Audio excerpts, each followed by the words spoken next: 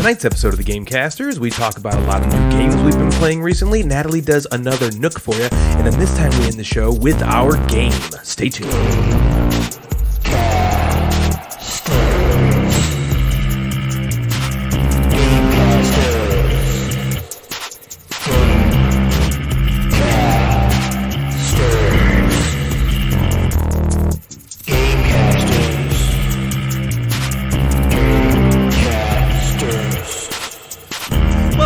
Gamers, and welcome to episode Nintendo 64 of the Gamecasters, the show that, if taken regularly, can cause the poops. Yes, we're here to be your auditory X-lax, your cure for cramps and constipation. Our humor may not be regular, but that doesn't mean your colon shouldn't be.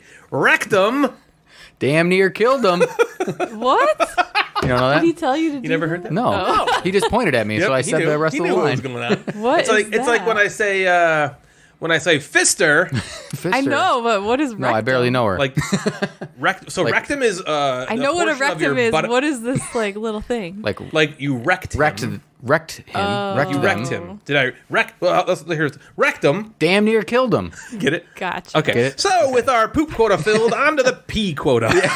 We've got a lot of bodily fluid quotas left to hit, so keel over sick, get horny, and salivate for the next 2 hours or so as we take you through a tour of secretions in this episode's new segment, The Barf Bag. Oh. That would be a bad Is there a fart joke coming up in the next few lines? Why that wasn't like so a gross? technical secretion of it's fluid, true. so I left it out. Okay. Fair. So, Natalie, you can... I did not do a fart joke. Thank you. We're only about Thank you. 20 seconds into the episode. So all of that was really just a preamble to the fact that I have absolutely no direction for this episode. My gaming libido is still sputtering on like an old lawnmower that you keep thinking will start on the next pull but doesn't. Waiting for some sort of gaming Viagra to come along and give me a 4-hour rager that necessitates the intervention of a physician, preferably hot, young, and female. Wow.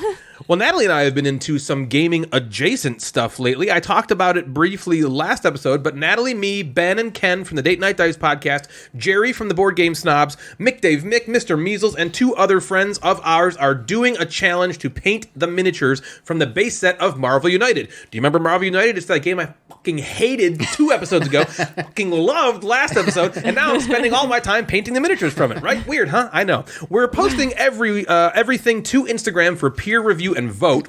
Each week we will all paint the same miniature. So we have 1 week to paint it. Then on Sunday I post them all and you guys can go vote on which one you like the best. Whoever gets the most votes per week gets 1 point. Most points at the end of the challenge wins a brand new airbrush. Wow. Yeah. Ooh. I know, it's a pretty cool, and I'm having mini challenges. Get it? Mini challenges? Oh, I get it. Mini. Because they're Miniatures. minis and a smaller challenge. Right, exactly. So you get that I get one? it. Understand. Rectum. Damn near killed him. So on this next, so we've painted, this is our second one now. We're on the Red Skull. We painted Captain America in week 1. Yep. Ben from the Date Night Dice just Killed it. crushed us all into a fine powder It looked good. in that he had 24 votes. Okay. The second place person was Ken from the Date Night Dice podcast with 11. I think we had like 44 total votes, and Ben got 24 of them. Ben got more It than was- half of it the was votes. very It was good. so good. But all not, like, you guys had 9 people, right? Or 8 or 9 Nine. people do this. Nine. And Yep. they all looked great. I know, Like, they they're were all awesome. good, They were. right? Yeah, they're really good. So picking out the cream of the crop was Yeah. not so tricky that time. I think it's going to be trickier with Red Skull. I've seen 5 of the 9 submissions so far for Red Skull, and they all look so awesome. Yeah, I think Captain America, it's just, you got to stick to, besides what Ken did, he kind of like went with a slightly different color scheme and it stood out. But It was cool. But it's hard not to just do like the straight up red, white, and blue, and you got to like, Yeah. be like really like clean and particular with how you paint it. But some of the other ones, like Red Skull, you can have some more creativity. You could have some more You can have, like, creativity. green skull or blue Yeah. skull Yep, white or skull. just whatever skull Yep, you want. Exactly. Ash gray skull, whatever kind of Yeah. skull you'd like. So these mini challenges I'm doing, they're going to come with their own little prizes. We're currently painting, like I said, the Red Skull. I painted Captain America in the first week. So Natalie and I have just really started our painting journey. A bunch of other people have been painting for a long time. When I painted my Captain America, I stayed up till like 5 in the morning, like finishing it. And I went to bed, and in my head, I was like, you might win this. You could win. You're going to win. You did so, like, you spent so much time on it. You did such hard work. I didn't get 1 vote. Not one I of the didn't 44 either. votes. Well, it I didn't doesn't get mean that one wasn't vote. good. No, it's just funny You know? because I know. the juxtaposition of me going like, I'm gonna freaking win this, and then to not yeah. one person was like, that one's the best. Was just kind of humbling, and I must say. However,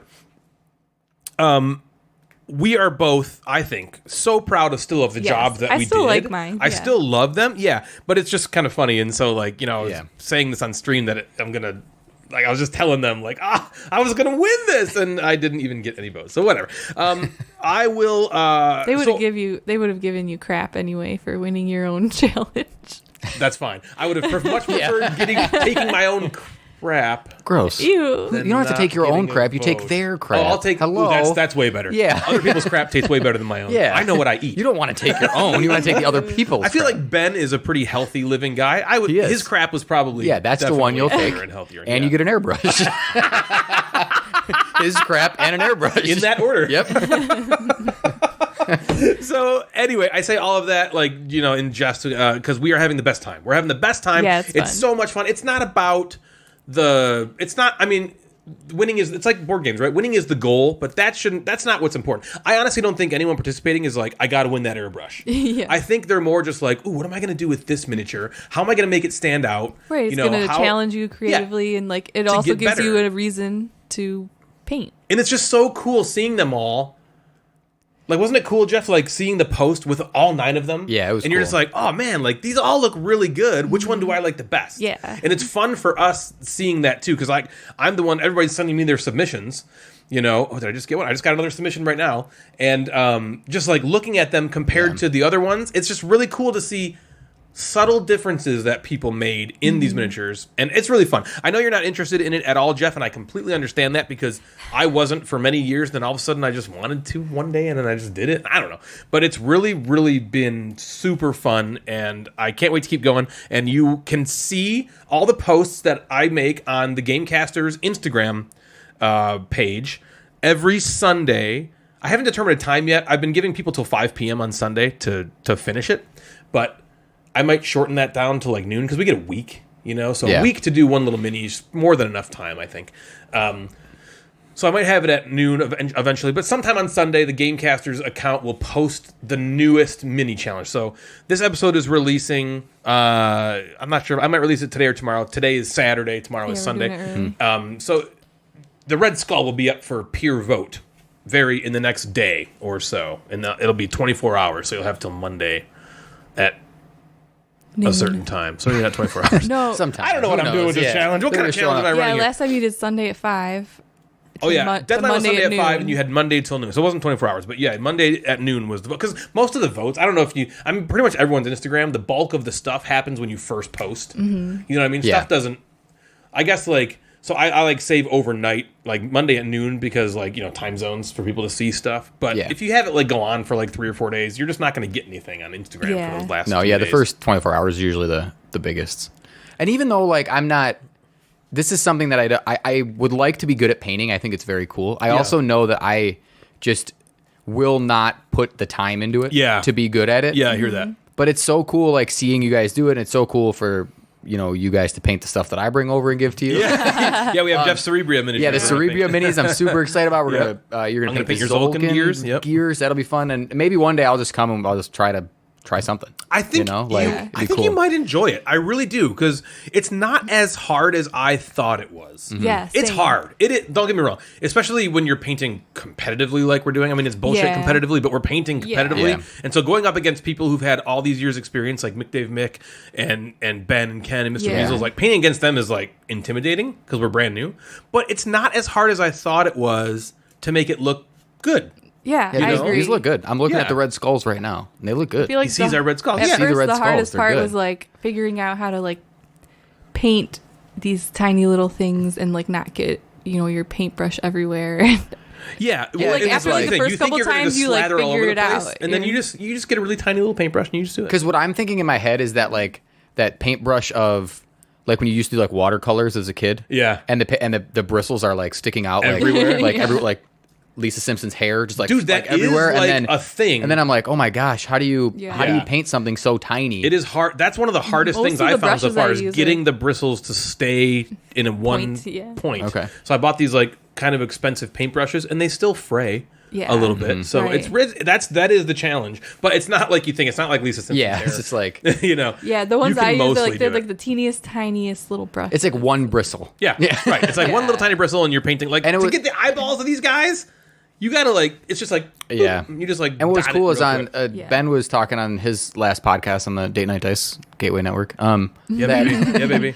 that he's just having so much fun painting those. Yeah. And he was painting older like different minis, and he said these were just so fun to paint. I thought of you guys, and knowing that you guys probably were happy to know that he's Heck yeah. like loving Yeah. this. It makes And me he's like- feel really good that people. Yeah, he's want like to- finding that a are love excited. again to paint, kind Yeah, of. I'm like that's so cool. awesome. It And I is. understand what he's saying as far as these miniatures. I mean, not that I've painted anything other than these miniatures, but they're Marvel, and so they're like chibi style. So I could see what he's saying versus just like a generic D&D monster. That this could be more fun because they're like their features are overpronounced, and when you paint it, you're like, oh man, this is Captain America. right. Like, oh, that's sweet. You know, I can totally understand, and I love that it's rekindled his. Yeah. Yeah, It's it's cool. unkinked his painting hose. Yeah. I think he also made a point that like with these ones, because of the way they are, like kind of no matter how you paint them, they're always gonna look pretty good. You know, whether it looks cartoony or like you try to make it realistic or Yeah, any way either way you do it's it, cool. it's gonna look decent. Yeah. Yeah, so I'm really glad I took the plunge and got into this hobby because the feeling, like right before you start painting the mini, is only bested by the feeling you get right before the end of sex, which is awesome. It's usually the good part. Oh wait, no.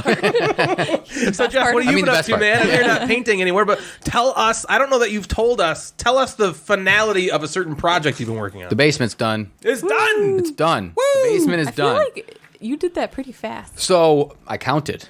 It's 4 months. You can count. So it's been 4 months. So 1 month. So we started. My brother Dave and I and Joe helped too that weekend. Basically, at the end of December was kind of the start. Yes. And now we're at the beginning of May, so we're 4 months. Is that right? Yeah. I think so. Yeah, a little over 4 months. Total months. And the last step was the carpet, which recently got put in last week or week and a half ago. And then they came over and they did the carpet and they were like, yeah, we don't have enough for the stairs. And I was like, oh, okay. What? Really? They didn't bring And- enough carpet? Well, what they- noobs? They had to order it. First of all, it was ordered, so it was back ordered, of course, like everything is now. Did you hit them? Yeah. And then With Devin? yeah, I picked her up and Yeah. sprang her. Yeah. But they were super nice about it and apologetic and came out and fixed it and finished the steps yesterday. So the Okay. steps are Oh, now geez, you done just and got the ready. steps done. Oh, that's So it was less than it was a week. Okay. From getting the carpet to getting the steps, which wasn't bad. And at least it was just the steps. Like we can walk Yeah. down. Yeah. The padding was still there, so we walked Yeah. down and Yeah. it's so awesome. So you to have the game that room space. set up. Do you have the living area set up yet? No, so we have a TV stand and a TV Okay. sitting on it. Okay. And then we have some of Jack's toys on the one side of the basement, and Which then is all where of you my want it. toys on the other side Yeah. of the basement. Yeah. And yeah, the game room is set up, so I have Natalie's table. It's Natalie's table. Yeah. Okay. Yeah, it's Sorry, Natalie's. It's not Natalie's mom's. No. Natalie's It belongs table to her. It's is mine. set up with the giant neoprene mouse pad on it. Hell yeah. And I bought 2 of the gigantic calyxes and then Oh, you have kind two of 5x5s? 2 5x5s next to each other, and then 2 of the smaller ones. Yep. Kind of spacing the games out, and Yep.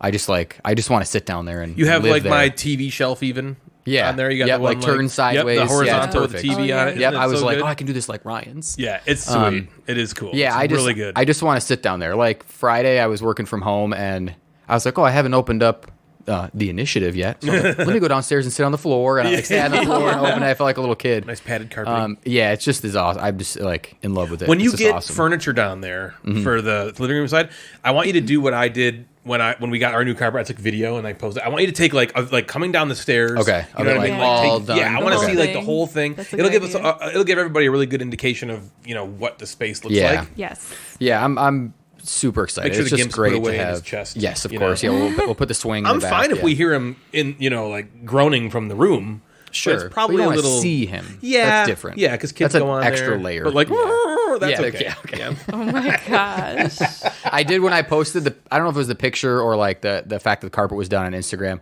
I think Nestor sent me a message. He was like, "Where's the sex swing?" Yeah, or something. I was like, yeah. "Well, that's hiding. That's not there. That's on back order, I guess too." But yeah, it's That's awesome. I'm like over the moon with how it turned out. It looks really good, dude. Yeah. Just It like does. when you finally get the carpeting in there, that and it's it's completed. all Yeah, together. You're it's like, complete. it's done. It's done. Now all I Yes. gotta do is populate it with Yeah. stuff. And Jack, my son, was just like running. The first day we got carpet, he's like running back and forth. He's like, having so much fun. Well, isn't it cool? Because it's like a whole nother house downstairs. Yes. We walked down there and we're like, oh, this is still our house. Like, this doesn't even... And we like our upstairs. Right. You know? Yeah. We go down and we're Right. like, oh my God, this is cool new to have, house. like, another How cool. space, Yeah. an additional space. Yep. Once you get that furniture in there and stuff, it's just it's going to feel so different. Oh, I do have... Jack is afraid of the Roomba. We got like a very old Roomba from Devin's mom. We just put down there. It's the one that basically just runs into walls until it finds something. It doesn't have like a pattern or like memorize anything good.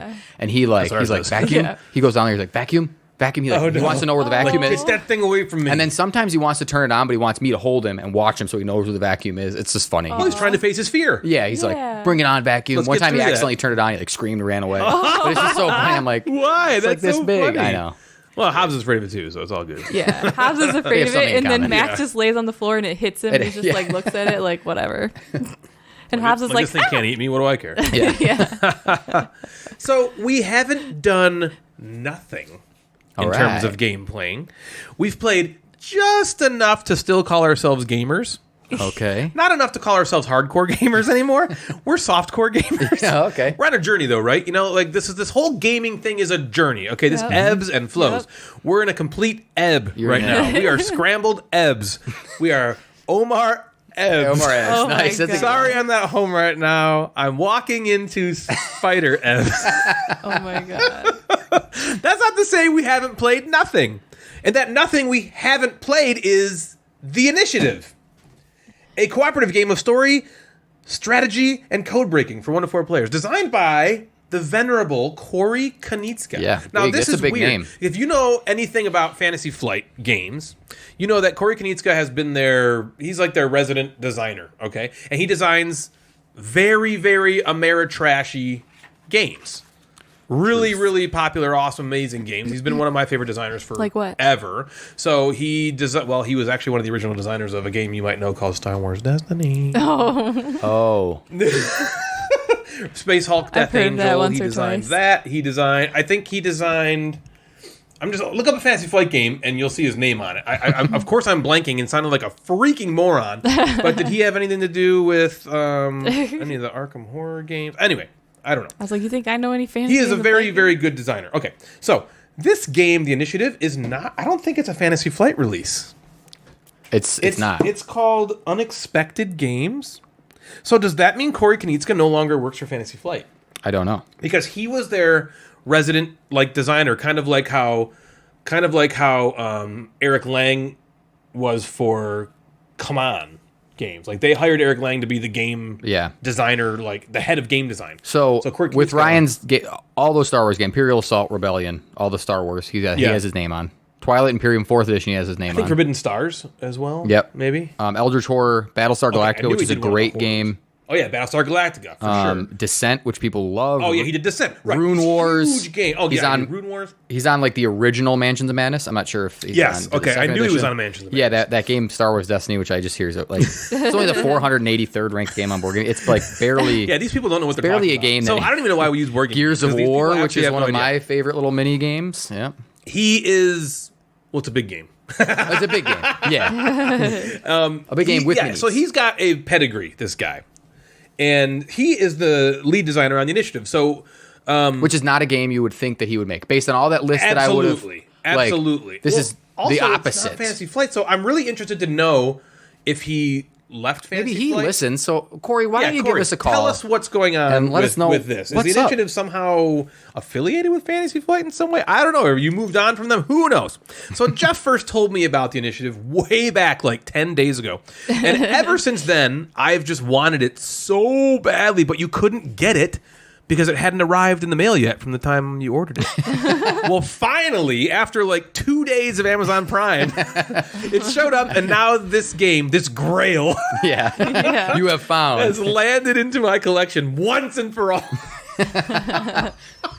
The Initiative is a very interesting game. It shares a lot of similarities with games like Unlock, Exit, as well as like storybook games. That's not to say it's an escape room game or a storybook game, but it certainly has that feeling. You're solving puzzles that you have to progress to get further into the game, only giving you more puzzles. They get more difficult as you find them. So let me start from the beginning, and I'll explain a little bit about what's going on. So the Initiative is a board game where Unlock and Exit are card games, Yes. right? You actually have mechanisms and things during each round, and you play it like a board game. The goal of the game is to crack a code. Each playthrough is a mission, and each mission has a card with a code on it that you must crack. That's so far, I mean, I'm guessing that's every mission. So that's like the basics of the game. You crack that code by playing the board game part. Say crack again. Crack. Okay. Cracking. That's got a good cuss on it. Cracking Crack. be tripping. Yeah, crack and be tripping. Crack and be tripping. After you crack the code, or don't, you read from the mission book, like Forgotten Waters, Mice and Mystics, or any number of storybook games. The book is presented in a comic book style format, which is really cool, and has some really fun and interesting moments of intrigue. So far, it seems as though no matter how you perform during the game, the story progresses the same way. That's only so far. That may change as it goes on. We're only 3 missions in. So I'm sure things will be different as it goes on. But that's how it is so far. So something that I've read, there is something that winning might help you further along. You might get something like if extra you win these stuff missions. if you win. I think you're going to go 1 through 18 or whatever the missions are. But I think that if you win something, you might unlock something or get like a power or something. Where you wouldn't if you lose. I think it also said if you like did all of it straight through, it might take like 8 hours. Yep, it did. It was like it's about an 8-hour experience, but not meant to be played obviously in one sitting. Yeah, right. Like, so that's another difference between unlock and exit. Okay, so let's talk about the board game part. Each mission card, like I said, it's got a layout on it that tells you how to set up the board. The board is made up of a series of rooms. Think like Flashpoint Fire Rescue. It's like a top-down view. Yeah. And it's like segmented. That's exactly rooms, the way to describe right? it. Yeah. Okay. And each room has a number of clue tokens. On the back side of each clue token is either a glyph symbol or a trap. There is this contraption that you slide the mission card into, and the card has a series of glyph symbols on the back of it. Underneath those symbols are either letters or numbers that the glyph above it will correspond to. Yeah. Okay, it's your job to explore the board, find those glyph symbols that match the ones that are on that mission card, thus revealing, slowly and out of order, the letters and or numbers on the mission card, which is essence is cracking the code. Okay, once you as a team, this is a cooperative game. Once you as a team think you know the answer, you have to agree on it, and then you pull the mission card from the contraption, revealing the answer. If you're right, you win. If you're wrong, you lose. Either way, you read a certain page in the mission book and progress the story further. So far, the actual board game part has been completely dull and uninteresting. Essentially, all these tokens are just randomly scattered around the board, and you just run around the board, flipping them over, trying to find the right ones that match the mission card so you can solve the riddle and get to the real game, which is everything else so far. Okay, the board game part so far is just a vehicle for solving that clue, which leads you to more super interesting stuff. There are these secret cards you get, which totally remind me of Unlock and Exit, as it's like a deck you go through, and the game will tell you to get them at certain points. Like you might see something that's like, oh, secret 5. Oh, now I go. That tells me I have to go to the secret deck and get number 5. And then on the back of that card will just be another riddle or that puzzle you may or may something. not be able to solve. Yeah, you might not be able to solve it. So that reminded me of Unlock, Exit a lot. We had a really cool moment that I won't spoil anything, but we had a really cool moment last night that existed 100% outside of the game, outside of playing the board game part. Yeah. Okay. We had this this really we cracked a code and it led you somewhere. It led you to do something, and then we were just else. like, it was whoa. so freaking cool. Okay, so basically when you're playing the game, you have a hand of cards. All right? These cards have numbers on them. They also have colors and like symbols on them, but so right now, all that matters on the cards is the numbers. So other stuff will come into play probably as the game progresses. You can take one of 4 actions. You can either move, you can flip over tokens in rooms, you can pick up tokens in a room you're in, or you can reset one of those other actions. The trick is when taking an action, you must play a card to that action. So I have a hand of 4 cards, and I want to take the move action. So I take one of my cards, and I play that card to the move action, letting me move. That card has a number on it. Let's say I play number 4. The cards are numbered from 1 to 12, okay? I play a number 4 on that card. Now it's Natalie's turn. She wants to move. She has to play a card higher than the last card played on that action. So if I start the game with a number 12 to move, nobody can move now because I've just played the highest card in the deck, right? So no one else can move. So don't do that. Yeah, I mean, a there's poor that. decision. The fourth action is resetting, so you can play a card to Yeah. that and reset. But yeah, you don't want to do that. That's probably stupid unless there's some major reason you want to do that. So that mechanism is interesting. It kind of reminds me of the game or the mind in that way, because you're working cooperatively, but you can't tell each other what you have in your hand. Yeah. So you can say stuff like the game or the mind, like maybe don't play to that deck, or I have good cards that can help me here, so why don't you let me play there? You know what I mean? Like, it's got that kind of stuff going on. That's kind of interesting. What isn't interesting so far are the clue tokens. All right? So there's just a random assortment of clue tokens that have a bunch of glyphs on them. The mission card you have has a certain number of those glyphs. But there's a ton of different glyphs, most of which are not on that mission card. Right. And they're just face down randomly in all these rooms. And so all you're literally doing in the board game part so far is you're just walking from room to room, looking at the token, flipping it over, going, is that the glyph I need? Nope, out of the game. Is that the glyph I need? Nope, out of the game. My turn's over. And it's random. So you don't know. Yeah. There's no rhyme or reason like, should I go here or here? It doesn't matter. It's all random. Because you don't Who know where knows? they You are. don't know. This could be And that. there's a This could be ton of that. them. Like, we were trying to, I remember that at one point, there was only like 7 tokens like left on the, or 7 clues left on the board. And we still had like 3, like hieroglyphic, whatever. glyphs to reveal. And we had already like revealed like 25. 20. There was like 25 tokens. So do there's they only- just like keep like? We just happened. How many rooms are in there? So does it keep? If you look at one and it's not that, does it, probably 10 or 15 rooms. so when you look at one that's not it, does another one from the pile go? So into there, that? so it's pre-populated at the very beginning of each mission. So let's say the first mission, I'll just, for instance, there are 2 clue tokens in each room. Okay. And so you go into a room, and you one of your actions can be, it's called gather. You can gather up to 2 tokens in your room. Yeah. So you pick up the first one, you look at it. If it's a glyph that's on your mission card, you take it, and then you reveal that glyph on the contraption. If it's not, it's just out of the game. And it's just Right. like, okay, And there's well, not that's just stupid. glyphs. There's also traps. There's also traps, yeah. Traps can just, they run the deck out. Because I didn't say this. Winning is getting the code correctly. Losing is guessing the code incorrectly, or once the deck of cards, because you have those 4 cards and you're drawing them every turn, once that deck runs out, you refill the deck with the discard pile, like you repopulate the discard pile back into a deck, and you put these time cards that were not in the deck at first into it. You shuffle them in. And then if you reveal 3 of those time cards, you lose.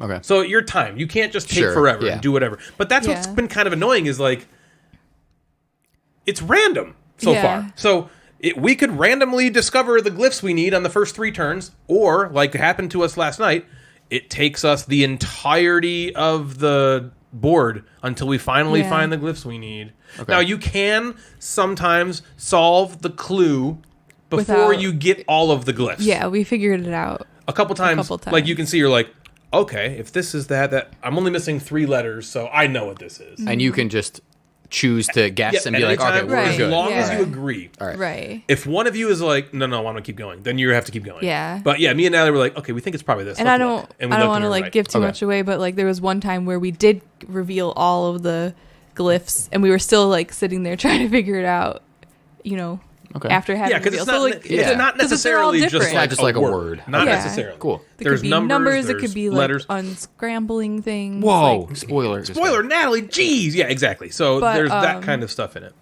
But yeah, it's the board game part. I think at the first time we played it, we were kind of like, I feel like we have to figure out a strategy, and then we like realized like there is no strategy. You just uncover as much as possible as quick As fast as possible. possible. And that's then boring. Maybe after it'll that, change. Maybe yeah. I know it will. So I after know that, it will we try to just change. do that part really fast so we can get to the really fun part. It's like I know that will change. I just hope it changes sooner than later. Yeah, I think there's going to be more to that Okay. coming. I think you're going to play it and you're going to be like, I don't want to play this. How I just want many- to do the other stuff. Yeah. How many missions are there? There's a Do we lot. know? I don't. There's a huge stack of mission cards. Yeah. It seems like It's gotta be like a lot. I don't. Okay. I don't know off the More top than of my 10, head. probably. Right? Oh yeah, definitely. Yeah. Okay. Without a doubt. There's a big. There's like a Okay. big Yeah. I'm excited. I opened it up and put together that little contraption, the little thing that Yeah. flips up and Yeah, down. I like put that the- together, so that was cool. That kind of got me real outburst excited. Yeah, that was things. cool. Yeah. Yeah. So that's something I think Devin and I will like to kind of sit and play because that falls into our little mystery. mystery games we like playing. Like Ryan was like, it's like an unlock, but we can do it. Yeah. He's like, There you go. So far. So I am withholding judgment from the board game part of the game because we're still so fresh. Yeah, we kind of thought maybe into we'd it. give an update when we're more Because into it. It's like a legacy game, or like I kind of likened it to Magic Maze. In this game, you're uncovering new rules, new ways to play as you're going through. Things are like Magic. added. Think of Magic Maze, where you're playing, and literally all you do is like, okay, I can go up, you can go left, you can go down, you can go upstairs, right? And then you just play. And then when you play mission 2, it's like, now we're going to add this. Yeah. And so the very first mission in Magic Maze is kind of dull. You know, it's cool because you're like, oh, we can't talk. Yeah. And, like, that's cool. But once you don't want to play that first mission a bunch of times. You need to Right. move forward. Right. Yeah. This game reminds me of that, where it's like we're playing with the most bare bones, basic, nothing mechanisms. Like, that card play is cool. But you don't want to play that game over and over. It has to progress. So we haven't seen that yet because we're only 3 missions in. So I'm not going to judge it totally. The rest of the game is an absolutely tantalizing delight. It honestly feels like a lot of other games in the genre of puzzle games, mostly to me like Unlock and Exit, with more. Okay, it's like it's an actual game instead of just a one-night experience and you're done. Yeah. Right? It's got a story, it's got a game you're actually playing, and it's also got puzzles. So what I liked about it, I love the fact that the game has more. It's capitalizing on crime, which is still super popular right now. Super popular. Really popular. The game kind of feels like a hodgepodge of other games and other mechanisms, metamorphed into something new, but it feels fresh. All the things you're going to play this and you're going to be like, nothing in it is new, right? Like, the card play from the game feels like the game. Are you ready to play the game? Or the mind. The adding new mechanisms onto the board feels like Magic Maze, Zombie Kids, any legacy game you've ever played. Yeah. The code breaking and puzzles feels a lot like Unlock and Exit. The story moments feel a lot like any storybook game you've played. They took all of these components and kind of like Frankensteined them together. And honestly, the game is really cool because of it. I mean, don't you like all of those games I just mentioned? Yes. Like, all of those things together are awesome. Putting them together is really sweet. Good job, Corey Konitska. Things I didn't like. So it's all so far 100% my dislikes related to the game portion you're playing. The actual game portion so far is dull, boring, uninteresting. Move, flip tokens, collect tokens. Move, flip tokens, collect tokens. There's no rhyme. There's no reason as to which ones you'd get when or any strategy behind them in any order because they're all just random. You're just flipping a token. Is this the glyph I need? Yes. Okay. Flip. Is this the one I need? Yes. Okay. Flip. Oh, I figured it out. You know, or you spend an hour like, nope, nope, nope, nope, trap, nope, yep, nope. You know, it's just like, why? It almost seems pointless. Like, I could just flip a card for no reason. But you're forcing me to move around. I mean, I guess you could potentially like run out of time, but we didn't come anywhere close to running out of time. No. Either any of the plays we played. Anyway, I expect that to change. I do too. As the game goes on. But at the beginning, it's an issue. It almost caused us to be like, I don't want to go through that part again because it's stupid. I just want to play the other stuff. Yeah. And get all the puzzles. But once we like kind of just were like, let's just get this part over with, we probably did it in like less than 10 minutes. Yeah. So you can move through. It's a weird, interesting. Anyway, overall, I'm left enjoying the game. And mostly, I just cannot wait to see what happens next and what the puzzles are. Right. I really want to get through the game as fast as I can just to get to what's really fun, which is everything else. Mm-hmm. What did you think? Pretty much exactly what you thought. You know, I agree. No. Yeah, Sorry. I agree that the game part was kind of like blah, but I'm not upset about it because I think that will change. And even if it doesn't, we can just quickly get through that because the rest of the part totally makes up for it. Man, is it cool. It is like Cool. every single thing so far that we've done outside of that, and you know, You're right. map. I would say everything else has been like awesome. yeah, it's been so cool and exciting, and like, oh, and then let's figure this code out, and I think it spells this word or whatever, you Yeah. know, and That's fun. and it does. then It seems fun. It is. and then yeah, you'll like it, dude. and then even the story is really cute, you know, it's like a little comic book, and then you kind of like, you know, it's just some kids playing games at their house one day, and then it kind of like, now there's this mystery involved, and oh, what's this? This happened, and this happened, and so you like reveal more about the story, which I feel like reveals more about what you're trying to accomplish when you're like cracking these codes. Yeah. True. It's just, it's really cool and different. But Isn't like it you funny said, how it feels different? Because it's like not, you know? It's like got all these different elements from games that have existed before. I'm trying to think of what's like actually new. What's actually fresh, like what's a unique idea? And I think the uniqueness is just putting it all together. Yeah, putting all these different things together. Yeah. You it was really fun. wouldn't think that the board game part is the not fun part. Because you're like, what else could there be? But what else there is all the like stuff you so find. cool. Because like, let's say you win, all right? Like you spent 10 minutes wandering around rooms, just randomly flipping tiles, and then you finally found the ones that match what's on there, and you got the word that you needed or the number sequence you needed. And then it's like, okay, now read this passage in the book if you won. And you're like, okay, I win. And then when you reveal something, it might give you a secret card. And that's, what does that secret card have on it? Oh, and the secret cards, they pertain to the story. So it's like, we did this, and it's like, oh, that calls back to what I just read in the book. Mm-hmm. Oh, what happens? You know, and so I'm left with like, I want to find out what happens. Yeah. I'm not even as interested, like, oh man, playing it is fun. I just want to like figure it out, you know, or at least, because it's a story, so at least like see where it goes. Right. It's kind of like one of those, like, we were talking about this TV show, and it's kind of like, maybe it's not like the best TV show, but you're like intrigued, and you like have to keep watching because you want to know like where it leads, and you know, how are they going to keep telling the story? Yeah, and it kind of has that like feeling like, what's going to happen? Like, I have to finish this because I want to know what the end result is. I think you and Devin will really enjoy this together. Yeah, I'm excited to start it. I truly do. It was fun with 2. I'm not sure, because I was trying to think. I was like, I hate this board game part so far. Would this be more interesting with more people? I don't think so, because it seems like it's just literally would it the just same go faster? thing. Could it end It would go faster because it would go people? faster for sure. Yeah. But it could also create some issues with the card play, which would make it harder. Yeah, because that's true. When there's just 2 of us, it's like, okay, I have number 4. She's got number 6. Sure, you know what I mean? If I'm stuck with high numbers, then I might. Then you might be able to not do anything. Now, each player also has a special ability, which is cool, which we always love having like, secret powers. So you can always discard 2 cards from your hand to activate your secret power. Discarding cards is worse for you because that goes through the deck quicker, right? But the abilities can be really cool. Yeah, so anyway, that is the initiative designed by Corey Kanitska, put out by Unexpected Games. Again, I really am interested to hear. I was very unexpected. I told Brian that I was like, we always like start games like this and we never finish them ever. And I was like, I want to finish this one. I want to see it through. Let's do it. It's a good game, really good game. I think if you haven't heard of it, check it out. The Initiative. It's really fun. You have it, right? Yeah. Yeah. So it's really fun. Check it out. What do you got, Jeff? Check it out. I've been playing some games. Have you? Yeah, I have. Like at the same time?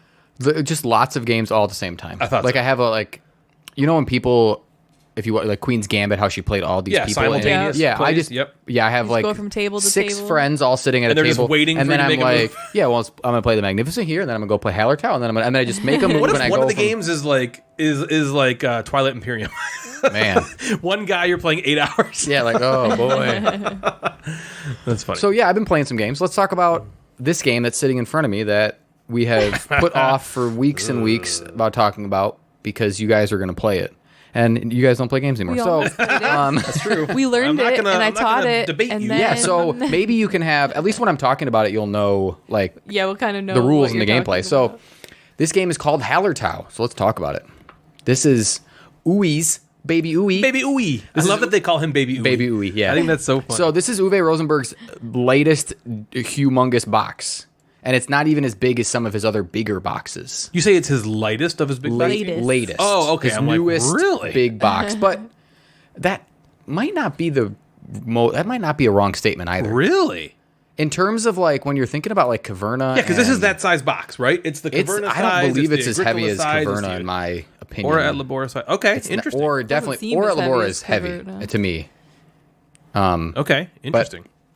Again, anyway, so yeah, that's cool. Hallertau is apparently a very popular town in like Germany. Did you know this? Didn't. It's like a beer town. I assumed it was something. So I think like that. People who are like beer drinkers are into beer and learning about beers know the city or the town Hallertau. Okay. Because they're famous for their hops, I guess. Oh, I see. So this is like a beer adjacent game. It's not like homebrew. I love that we've been saying adjacent for stuff. I think that's great. But there just happens to be hops in this game, so people are like, "Oh, it's about Okay. beer, It's about bunnies." but not really. Yeah. So as you know, in the game, you kind of start with you start with your own. Actually, a couple player boards. You have like a farm player board, and you have this like big community center.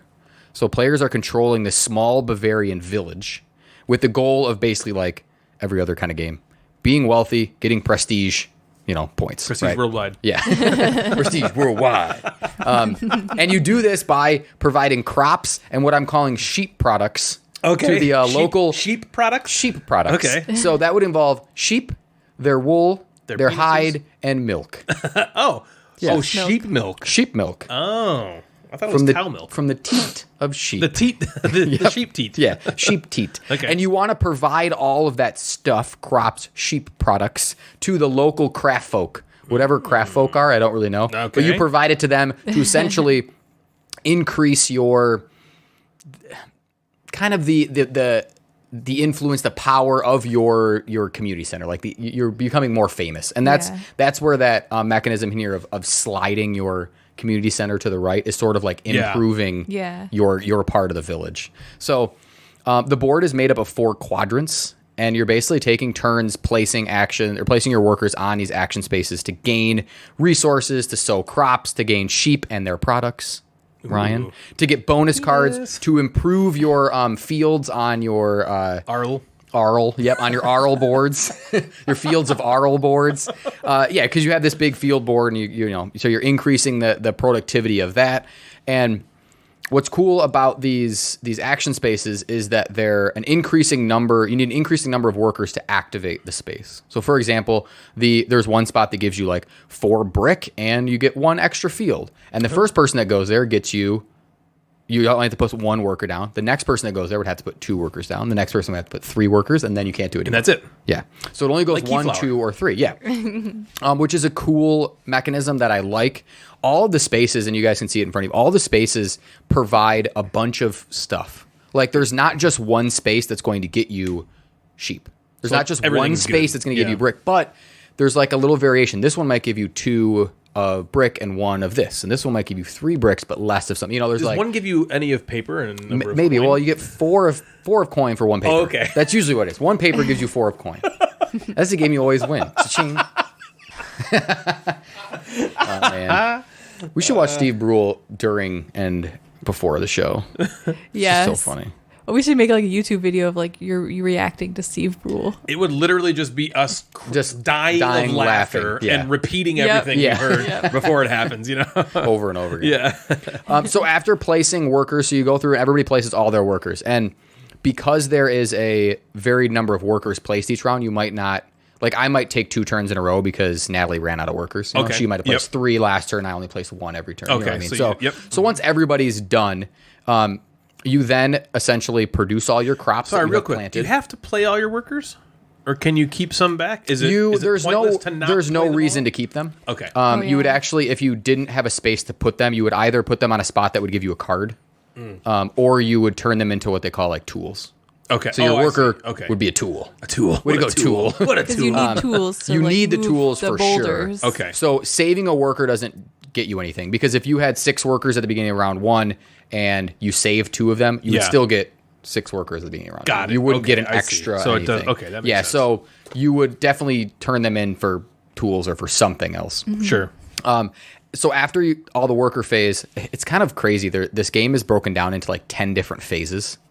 I don't know if you remember reading the rules like Natalie, where there's like phase 1 is this, but Yeah. most of them are you just do them by yourself. Right. There's only like 1 Yeah. or 2 that you like take turns. Yeah, there's like the worker placement phase, you take turns, and then I think when you're shifting like craft buildings and stuff, Does you that should be translate paying into the attention. game going quick, like really quickly? Yeah, I think so, Yeah, because yeah, you're right. Because Yeah. there's 10 rounds, but it seems like, I mean, we haven't played it, but it seems like most of the rounds, are just like a quick little thing. it's mostly like, okay, move this card from over here, draw a new card, and everyone's kind of doing that at the Yeah. same time, which Yeah. speeds Right. things up. But it is nice that it's structured and like broken down. Like, okay, so everybody grab something, everybody do this. But it does make it go quicker. Yeah. So you are nice. So after the worker phase, sort of, you're essentially producing the crops that you had placed on those fields. So a lot of the action spaces allow you to put these crops into different fields, and where the fields are on your player board is how many crops it'll produce that round.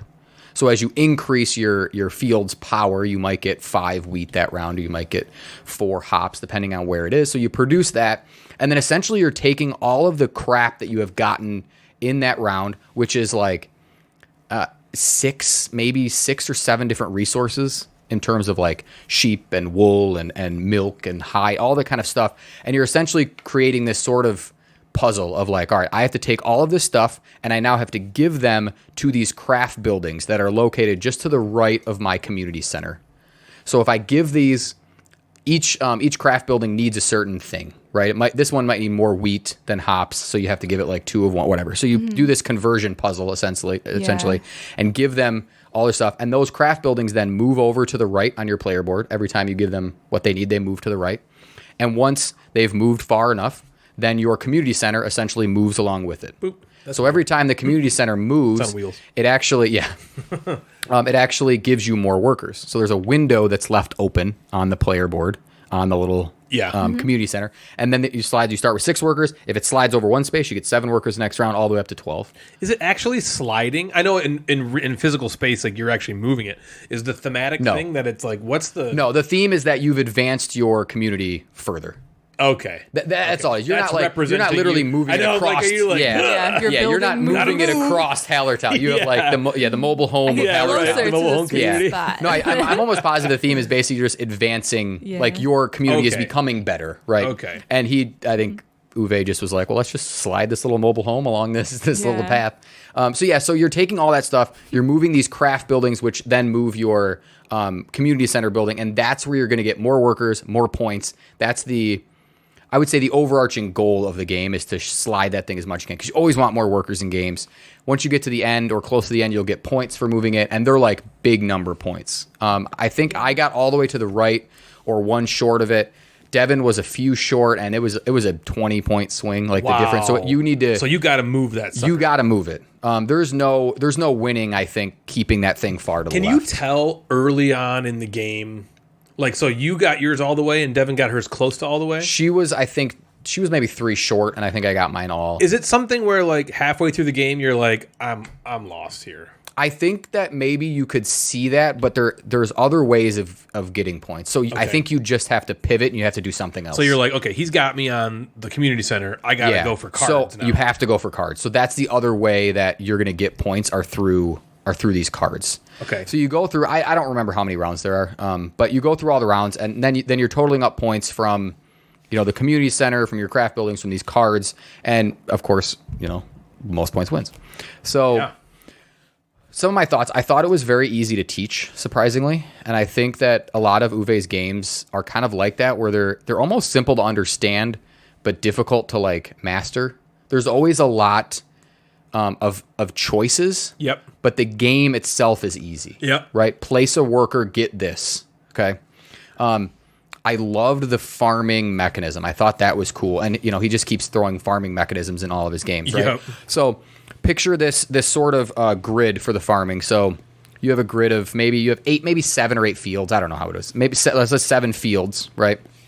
And they can be in one of 4 different rows. Okay. So my 1 field can be in a 2 row, or it can be slid up to a 3 row or a 4 row or a 5 row.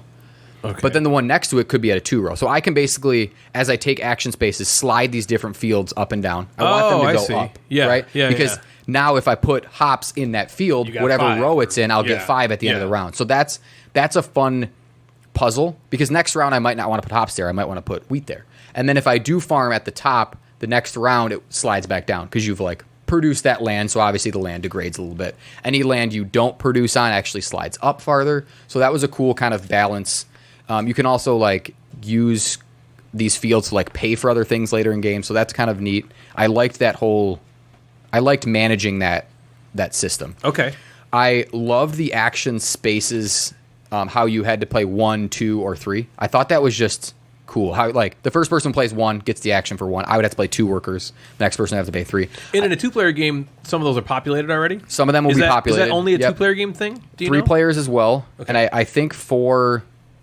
I don't know if 4 populates anything to start with. I don't think 4 does.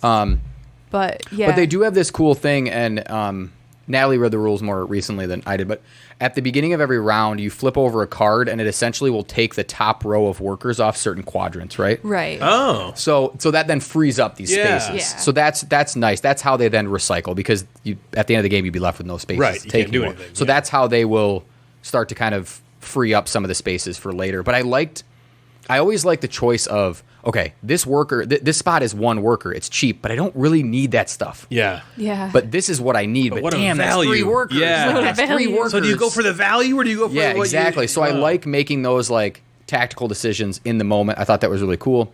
And like I said earlier, there's ways to get everything. Rarely are you completely blocked from getting sheep or from getting meat or from getting whatever. Okay, that's good to know. But there's just different ways. Like, man, I needed the 4 brick, but the 3 brick space is open. Can I somehow manage my system to get another one, or what can I do instead? I liked that challenge. It wasn't like, well, shit, I don't get anything, and I'm just sitting here doing nothing. Yeah. Yeah. Maybe that gets cleared next round. Well, I'm glad you there's said a way that to get because everything. that's what I was wondering about. Like, if you can tell somebody is kicking your butt halfway through the game, and you're also kind of getting screwed out of actions to take, that could feel real butt-hurty. I never felt like I was out of action spaces to take that would be beneficial for my turn. Okay, cool. Maybe not optimal in the moment, but I'm okay with that. Like, damn, that one space that I did want that was perfect for me is gone, but there's other things that can be done. Right. Yeah. And I liked that.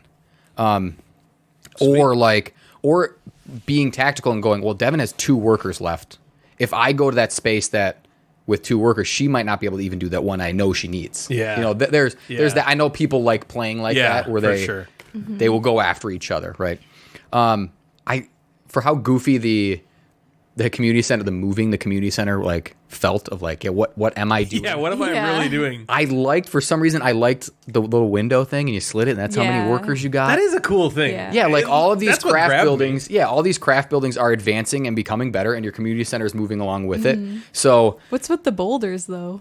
okay, so the boulders basically block your craft buildings that are blocking your community center. So you have community center on the far left, 5 craft buildings that are blocking the community center, and then the boulders that are blocking the Yeah, craft the buildings, craft What, like, right? the theme So of the you need. boulders? I don't know. The tools, though, they break Like the break- So you need the boulders, they move tools, and then the tools will boulders. shift the boulder. So not boulders only, come back. so I think what it does is it stops you from collecting a whole bunch of stuff for like the first round, and then sliding one of those craft buildings Right. Yeah. all the way Whoop. over. Right. So the Yeah. boulders just block it. Yeah. And there's no way really in the first couple rounds to move those craft buildings more than 1, possibly 2 spaces. But you're thinking, like, again, thematically? Like, Yeah, what- thematically, what are they literally what just are we like, doing here? is it just like, oh, it's difficult? So Right. difficult is a boulder. I don't know that, because that makes you think like you're actually physically moving Yeah. something. Right. It which sounds I like don't you're like believe breaking you down are. a wall You've so you played, can build You've more. played a lot of Uwe games, Yeah. right? Where do you put this one?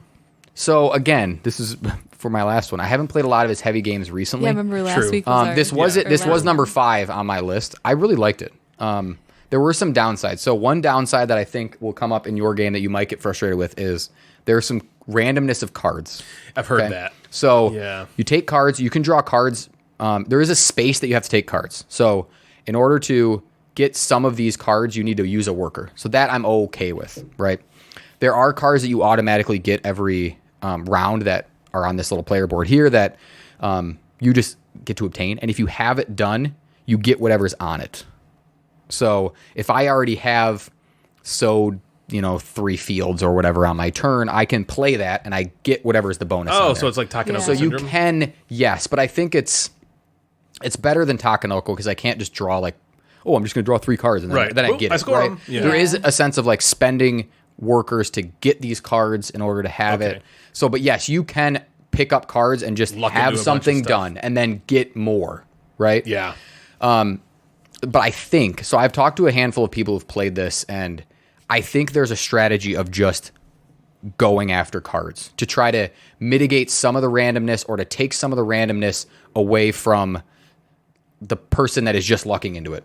So Devin is falling behind and moving the community center. She goes, fuck it. I'm gonna go just gonna hard for draw card. 8 cards every turn, and I'm going to try to get all these cards. So that's the game that I'm going to play because I know I'm behind in the worker space, and I know I'm behind in that. Yeah. So maybe that maybe that helps. I think next time I might just go hard on cards. Go hard for card. Yeah, just go hard for Because card. the community center, like, Fuck those cards. if you keep going, it gives you some big points. Yeah, you Well, get that's what I was points. asking Jeff was, like he mentioned that he got his community center all the way to the right. Devin wasn't quite there. Mm-hmm. Could she tell that early on? And knowing the gigantic point swing between the final one and even the second to final one, Yeah. are you just kind of like, well, I'm screwed. dead? I think if Yeah. she I'm went lost and now. then went, all right, I'm going to take, because so there's 4 different types of cards. Some of them are end game scoring. Some of them are mid game, bonuses for your fields, bonuses for whatever. So there's different types of these cards. If she might have just in the second round or third round been like, all right, I'm going to move my center once or twice and I'm just going to go and get cards. Yeah. Right? Does that then change my strategy and be like, damn, Devin's putting out like 6 point cards already. Yeah. Maybe I need to do that. Right. So I think there's more to uncover than just card randomness. And I feel like I trust Uwe Rosenberg Yeah. to not just make random Right. games. You know what I mean? Right. So through one play, I can see that the cards occasionally drawing one can get frustrating to be like, wow, This just happened to work for exactly what I wanted. Or But the other there's- way, which is even like, Yeah. none of these work with me. I think there's more to that card play. And I think there's more to uncover in picking cards and how you do them. There's also a lot of variety in the different decks. So you can play with, there's like an A, B, C, maybe even a D deck of the cards. Yes. Yeah. So you can rotate those out. And that makes me think that there's got to be more to it also. He wouldn't make 4 different decks with 4 different choices if there wasn't a play with the cards. Right. That's a little similar to Newsfjord. Newsfjord has that potential issue as well. Okay. It's got like ABC kind of decks, but there's just some cards that come out that are like super end game scoring points, and it's just like, well, that just happens to work perfectly for what you've Yeah. been doing, and you don't get to plan. It's just there it is. So that didn't bother me in Newsfjord, but Yeah. I could see how it could. It might not bother you in people. this then. Yeah, So I'd so be we'll interested. see. Hopefully your play goes fairly, I guess. Yeah. Equally as Yeah. like, well, you got some stuff, Natalie got some Yeah, stuff. Hopefully that goes that's- like that. That would be fine. And Devin liked it more than I thought she was going to like it. Because I explained it and she was like, man, there's just a lot of, there's a lot of pieces. You got Yeah. 7 different resources you're trying to put in it. Look And how many things I had to get out. I know. I had to go. We have, I have the little plastic bowls from Wingspan that I've Yeah. like basically used for a lot of Yeah. stuff. And I had to not use those because we didn't have enough of them. Yeah. So then Yeah. I used the silicone. yeah, the little silicone things. Yeah. It did run a little longer than what I thought because I think toward the end we were trying to just like point crunch, right? We were just trying to think, and that's Yep. that's okay for me. like that The stuff. games that go long like Yeah. that because Well, you're invested I'm thinking in it. of the You're game, yeah, not invested just in the like, game. oh Well, who great, cares? 6 Get more this over rounds with. of garbage. Yeah. Right. So I'm interested to play it more because I loved the farming mechanism. I loved that little trying to basically convert everything that I have to what my buildings need. Yeah. Some people don't like those conversion puzzles, right? Right. Of like, how do I turn this into that? Yeah, this is probably not for them. It's not for them. If you don't like managing resources and taking one thing and trying to turn it into 2 and then taking those 2 to turn it into 4 and then taking that 4 to turn the one thing that you actually need, don't play this game. That's the kind of But stuff I that love. I like I that. love that. Do that. That puzzle is fun to me of Yeah. trying to figure it all out. And I think if you like that, I think Hallertau is a game that you'll like and enjoy. I never felt like stymied like in Agricola. I never felt like that. Good. So I'm interested for when you guys play it, what you're gonna think, and if it maybe jumps into a top 5 or even 10 for. Yeah, for Uwe games. the Yeah, because Uwe we've played a games, bunch of so- them for sure. I'm definitely you juiced me up a little bit. Yeah. For it, so Okay. that's for sure. Awesome. So that is Hallertau. Expert level, it says on the box. It does say expert level. It falls from into the other Lookout ones Games. with, I think, Ora Labora, and there's one more that I always see as the expert level. ones. That's hilarious. Yeah. Cool. Awesome. Baby Uwe. So I have no more games to talk about. Natalie has Okay. no more games to talk about. I'm so sorry about that. But what we do have for you is what we had last time this happened, which I think was that what happened last time? Jokes. I got a couple jokes. Jokes on jokes. Joke. Well, there's only just some hot joke on joke action. Joke on joke. It's really Or just 2. yeah, joke. Maybe after one joke. Maybe one joke. Maybe 2 jokes. Okay. Here we go. Let's tell this one first. Okay. Dr. Mike had sex with one of his patients and felt guilty all day. No matter how much he tried to forget about it, he just couldn't. The guilt and sense of betrayal were overwhelming, but every once in a while, he'd hear an internal, reassuring voice in his head that said, Mike, bro, don't worry about it. You aren't the first medical practitioner to sleep with one of your patients, and you won't be the last. You're single, just let it go, Mike.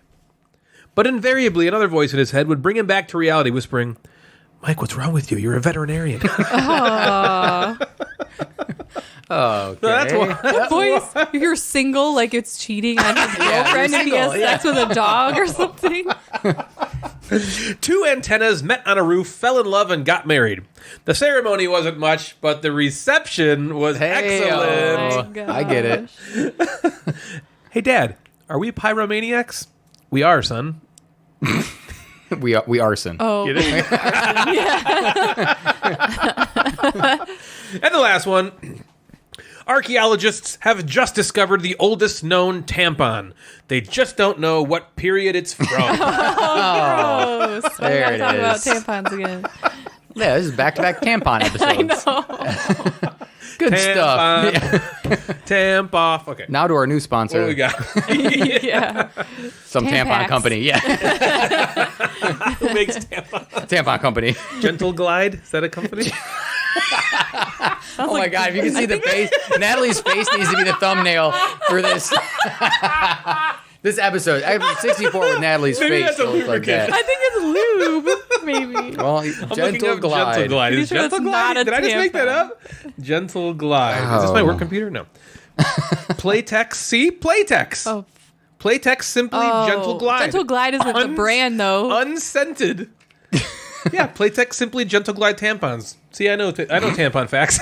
Wow, you have They've come good, a long lot way of with, knowledge. with tampons. Remember back in the maybe you know back in the day they used to be like cardboard. Tampons were cardboard? Like the applicator was cardboard. Yeah. Oh man, I know. Yeah, they were Yucky. disgusting. And you had to use one? I had used them, and then I'm like, I'm never using these again. And I only ever Ew, go to used the pads other with one. wings. yeah, they got wings. No. Yeah, the winged pads. For extra coverage. It's not my fault I have a wide set vagina and a heavy flow. What's that from? Mean I know Girls. That. Yeah. Oh yeah. Are the wings to like go underneath the panty? Yes, Like it's to hold it to, on like, the hold underwear, it. but also I can't even. I probably was like a teenager the last time I used one of those. Natalie just goes commando. No, I just those things are just the big bulky Oh, things. man. No, She no, doesn't no. use anything. Yeah, nothing. El natural. I live in the woods No, I and I use don't wear anything. tampons. She just doesn't wear pants and straps a bucket to her waist. Oh, okay. I don't even think this is the part we're supposed to cut out. It's not. Oh, Well, it is now. apparently there's something Okay. worse. Okay, coming. Jeff, talk about a game. Okay. Talk about a game now. Go. All right. Natalie, talk wait about Before a Ryan game. keeps talking. Yeah. hurry. Do you have any more jokes? Do you have any more jokes, or am I just going to talk about Cut 'em 5 straight off. games? No, you can go ahead and talk about games. I'll figure out some more jokes. Okay. All right, so don't pay attention to me, and I'll just talk about a game. I can't believe I was right on Gentle Glide. Sorry. Wow, yeah, that's Not really, but kind of. What do you mean not really? It says here, Playtex Simply Gentle Glide unscented. Why are there scented tampons? Yeah, there's like baby powder scent or something like that to like hide any odor kind of thing. Talc. odor. Yucky. Yeah, none of that stuff scented is probably good for you. Welcome that's to the a good point. Gamecasters. Shoving it- If this is the first episode you are hearing about, Number 3 podcast in Poland. Poland. Number 16 oh in my France. Gosh. And thanks, Sergio. Number 1 over there. Yeah, thank you, Sir Joe. Philippines. In the Philippines. In the Philippine. I want to talk about a game called Cryo. Okay. Can we? Yeah, let's do Sure. it. Okay. Like, Well, yeah, it's what Natalie does Cryo, after and then sex there's with like a colon, and it says Easy Glide. Right? Is that what it is? You don't cryo because of the easy glide. Yeah. If you had the cardboard, you'd be crying. Yeah, it'd be Cryo. like cryogenics, I don't think so. cryo freeze. Oh, it's not Cryo like freeze, maybe. freeze? Is that a Cryo freeze? Yeah. Okay. That's what I was Let assuming. me tell you when about the said game. Cryo. That sounds great. Yes. So this game is called Cryo. Maybe about Cryo Freeze. Maybe. This is one of the We'll see. newest games from Z-Man, so shout out to them. Yep. Zemail.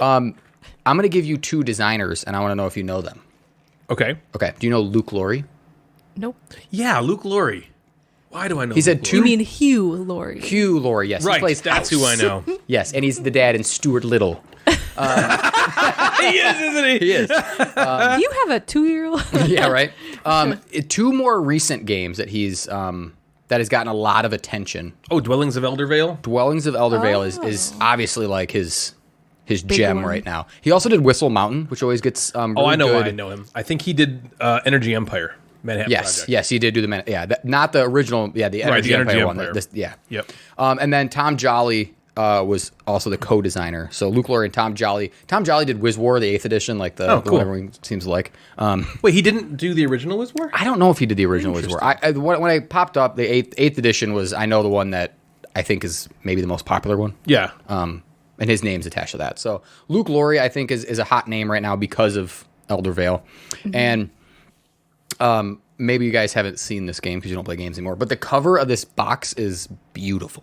The art is so cool. I don't know if you've pulled it up. I have. Look at it. Yeah, I saw your posts. It's unique, really right? It's looking. different.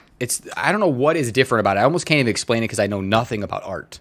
But it's just cool looking. Yeah. So check that out. But anyway, so Cryo, guys, a mission has gone terribly wrong.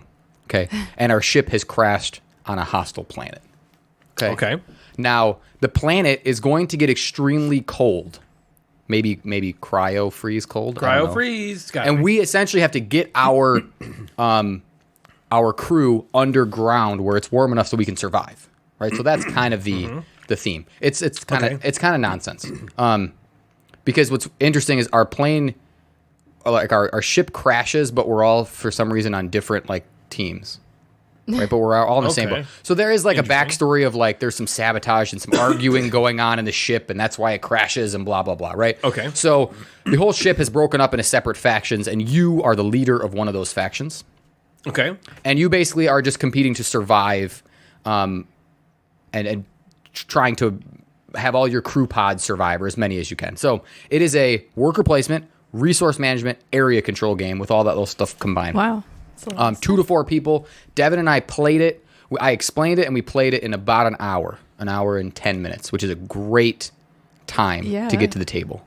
Just for 60 minutes, too. And then next time we play, we'll probably be short of it. One of the pictures on BGG is Jeff mine. Madigan. I put it on there. Pictures. Yeah, you should hit like or put the little thumbs up on there. Please like and subscribe. Yeah, like and subscribe.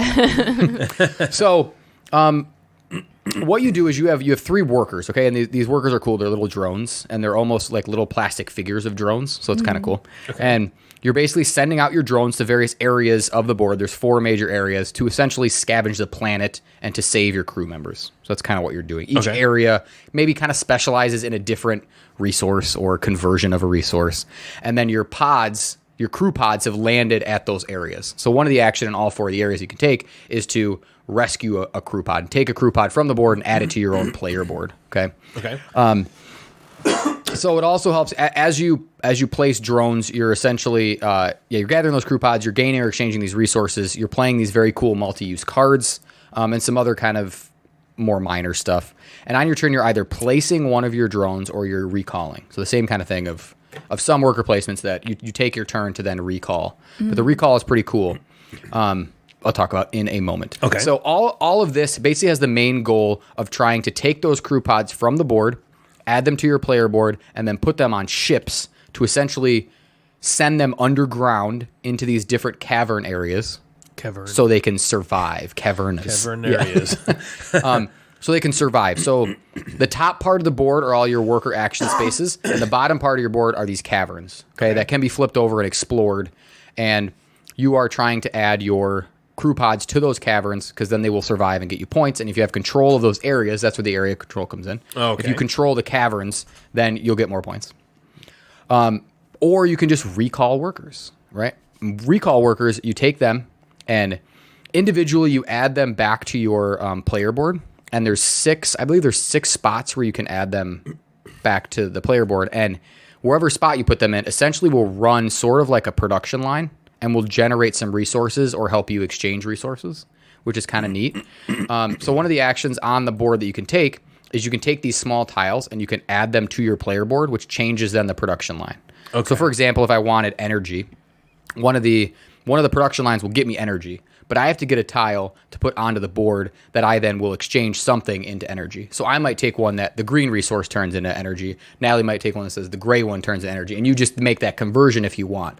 And there's 6 different of those production lines that you can create sort of by taking those small tiles. And every time you recall workers, you can put them in different places, which is kind of cool. I like that your turn off, your recall, you're doing something. Yeah. Right? I like games like that. What's a game we just played that's like that? Dwellings of Eldervale. Yeah, it is. I remember you guys talking about that. You liked that. You brought it back to the board and then you took action. That was Yeah, the best part of the that game, was I cool. thought. This was, I think, based on what you said about Eldervale, this is a more simple sort of, I take it back, put it here, Sure. I run my production line or whatever. Yeah. And then to progress the game, what you do is you essentially take one of these like sunset tokens, and as you take these tokens, every time you recall or pass, that is going to lead you closer to sunset, which would then be the end of the planet, and everybody on top dies, right?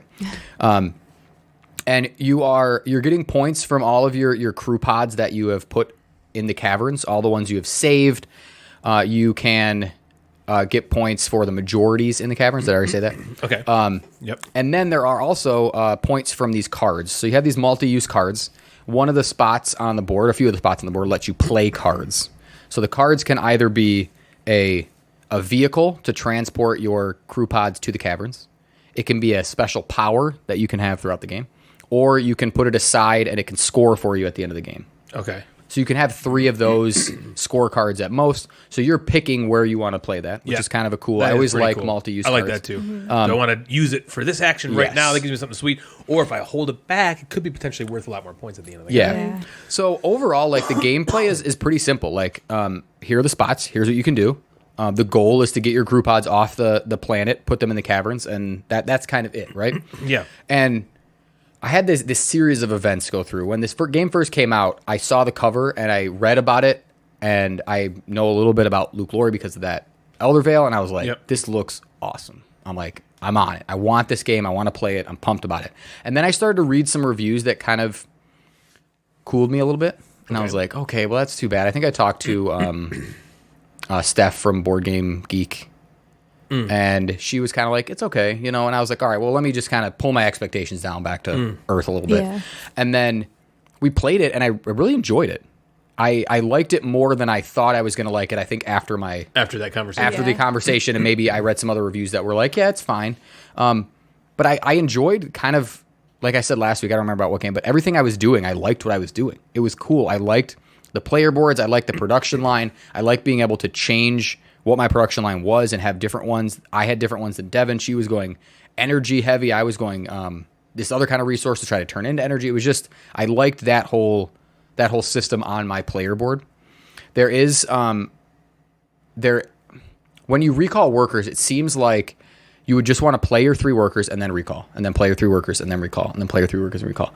But Devin and I started to, toward the end of the game, start to figure out that I think there's a benefit, which I liked, about recalling earlier. Playing 2, you can advance the game a little quicker. You can control the length. You can also, there's a small amount of take that, where if I take a certain tile, these sunset tiles, from a spot, I might actually destroy someone else's crew pod. Yeah. So that could be a reason why you might play 1 worker and be like, I can kill 2 of, Ryan's crew pods. Let me just do that and I'll do it. But That's me. what's Don't do nice that. about that my crew pods is alone. that you can see, it won't just happen randomly. You can see that like your 2 crew pods are at risk, right? Yeah. So Ryan can make an adjustment and hopefully try to, move those crew pods or rescue them. So once we got started to get through the game, I was like, okay, well that helps me. Instead of, all right, I went first to start the game. Now I'm going to go first essentially every new round, right? Because I would play 3. I would play 1, she'd play 1 back and forth. And then when the board is cleared, I would then again have the first placement. But if Devin were to recall earlier with only 2 workers, then occasionally she would get the board. She would be able to put out hers when the board is clear. Got it. Instead of me being able to maybe go to Yeah. one spot over and over Yep. and over again. Yeah. So there is some, I liked that at least toward the end of the game. I was like, okay, there is a reason why I would want to pull back my people sooner, right? The multi-use cards are good. I think that there is just a dire need for an expansion. There's only about like 8 variations of cards. Oh. And I want More. I want more powers. I want more scoring cards. I just want, because I saw the same card 4 times. I draw one and it'd be like, oh, it's this Yeah. one again, right? It's the turtle vehicle again. Is this out? It's out. Okay, Yeah. so there's a chance that it could get one? Yes, If the I think there's a popularity chance. surges? I think with more cards, you're going to get a more fun card play system. I liked the multi-use, but I also was like, well, I'm just putting this vehicle down because it's got 3 spots. You know, I already had a card that had that power, right? So that power is almost less because there's so many of them in the game. Yeah. Does that make sense? Yep. You can't have some duplicates of some power, so that's fine. But I would just, the variety of that, I think, would keep it fresh and would make me want to play a lot more. I do think that even without an expansion, it would get, I don't know, 5, 6, 7 plays without it feeling samey. That's pretty good. You know, I mean, that's not and bad. 5 plays for a that's game decent. is good for me. Nowadays, that's a lot of plays. You can't even play one game. Plus, if you, for us, like, say we play, I don't know, name a game, Terra Mystica, which is one of our favorites. We might play that once or twice a year, honestly. So I wonder if that could increase the replayability of a game like this. If you're not playing it, like, I could see if you're playing it 5 times in a row over the course of 2 weeks, right, it gets old. Yeah. But if it's in your collection, you're playing it once or twice a year because you got hundreds of games in your collection. Maybe you don't need to expand. Yeah. You know. Yeah, if this is one of your go-to games where you're like, all right, I'm going to play this, Yeah. Then once every other expand week, it. and we're just going to keep doing it, then, I think it could feel samey, Yeah. quick. Samey. For sure. I think it also ramped up. I think the engine ramped up to a fine extent. I felt like toward the end of the game that I got things going, right? Again, at the beginning of these engine builders, and the engine builder is your production line, right? Trying to get these resources to then spend to send your crew pods out and whatever. Started out slow, which is great. I've read some people really felt like they didn't get their engine going, or as soon as they got it going, it ended. That doesn't bother me because that's what an engine builder is. Like, I don't need an engine builder to get to the end and then I'm spending 3 rounds at like maximum production. I don't like that. Right? It's like, okay, cool. Which is but funny you say that because that was my biggest problem with Energy Empire. I played Energy Empire 2 or 3 times. Every time, by the end of the game, I could do everything I wanted. I got everything done. I had 2 turns left, and I was still able to do it, and it was boring. And I don't like that about it. And I got rid of it immediately after that because I was like, there's no tension. So maybe he learned from a previous design. This felt like a good arc, I guess, of it wouldn't be a whole arc. It'd just be like a hill. Right? It would just be like a ramp. This felt like a good ramp up. And the next play, and again, people have played a lot more than I have, and maybe that doesn't feel like it on the other plays. But for me, this play, and Devin said the same thing, that she felt like we got our engine going to a point, and then it was, okay, the game's about to end. Okay. Which I liked that. Like right at its peak. Yeah, I thought that, the workers' placement spots are really simple. They're easy to explain. I thought they were easy to teach. I didn't teach it very well, so Devin, sorry. But the take that, like I said, was something that was there, but wasn't something that was like game changing, game ruining at all. Because you have lots of these crew pods, they're all not going to survive. You're not going to get them all. Yeah. Some might die. There's also a lot of cars that let you move things around and just kind of mitigate some of that. And you can see it coming, so that's always good. If I ignore something on the board and you take a worker of mine or whatever in any game, okay, I made a choice to do something else instead of save that thing. But I thought it all kind of like worked well. Like it all kind of came together, and I it's a good game. I would say it's in the James Law. It's in the 90% of the 10%. Good. 90% of the 10%. Yeah. I wouldn't elevate it to the 10% of the 10%. Hey, 90% of the 10% is just okay. Yeah. And 90% of the 10% is good. Those are games that I want in my collection that I'll play. Maybe with expansions or like, a satellite board or something cool to maybe up the complexity a little bit. I'd be cool with that. Okay. Devin liked it and said she would definitely play it again, especially partway through. Devin usually needs like a whole game to kind of go, all right. Like a learning halfway through, she's like, okay, I get it, right? Yeah. And then she's like, okay, now I would know the rules and I could play it again right away. And I think she enjoyed our play. That was actually the first game in the basement. Oh, really? So that will forever go down in history of being the first game that we played. I saw that. I remember the basement. that was the one thing that stuck out to me about that game. Was I was like, oh, he's playing. That's inaugurating the basement. Yeah, the gaming. I was a little surprised. I kind of thought you might pick like Underwater Cities or something. Just we were going to. Yeah, we were thinking about that, but it ended up just being like this. I knew this was going to play in about an hour, and it's a weeknight, and we were like, all right, let's just. So how was playing a game in the basement? It was so awesome. Yeah, it was just so cool. It was so cool. We had how are those chairs? They're you great. got those from like Wayfair I got them on Overstock or something. They're awesome. Are they? Yeah, they're really comfortable. I like how they're they're not a typical gaming chair that Yeah. you see. Yeah. You know, I liked that. Yeah, Thought they're that a was little cool different. something They're like like that. stylish. They kind of like Yeah. hug your butt a little bit. Yeah, Yeah, it's like a little bucket We had right, like a bucket seat. chair. So we don't have any like cable or anything downstairs, but we had the Fire Stick hooked up to the smaller TV, and we had like Schitt's Creek on, which we always watch something while we're playing games. Yeah. And downstairs it just felt like everything felt so quiet. Like we were Yeah. down there, and it was like, oh, this is so. It was like a cool. room, like it was also like your dining room.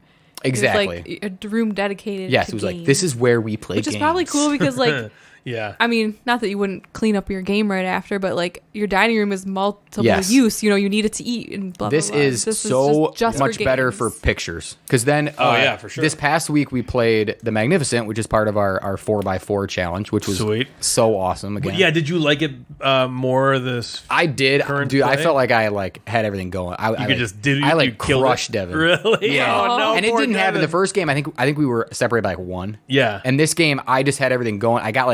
I tried to get as many trainers as possible. I was like, let me just get all these trainers, right? Because you get them every round. It's Yeah. like, and these trainer tiles, I got like this couple cool combination of trainer tiles, and I felt like I was just cruising. Yeah. But then we were done at 9 o'clock or 9:30. We went upstairs, and it was like, okay, I can leave that here, and then tomorrow when I get home from work, I can take a couple pictures so I can post Right. about it instead of it sitting Yep. on the dining table Yep. and then going Taking up all that space. Yeah, that, yep. So I is an agree, awesome Natalie. I've thing thought by about that. having It's multiple awesome tables. to just be able to have it sitting there. That's all it's for. Or I can It's set it just for up. that. Or I know that we're going to play a game on Wednesday. Maybe I set it up on Tuesday and it just sits there and then Yeah. it's ready. Yeah. Wednesday, Tuesday? Wednesday, Tuesday. But yeah, that Cryo broke in the game. Cryo Z-Man. I would definitely like play it.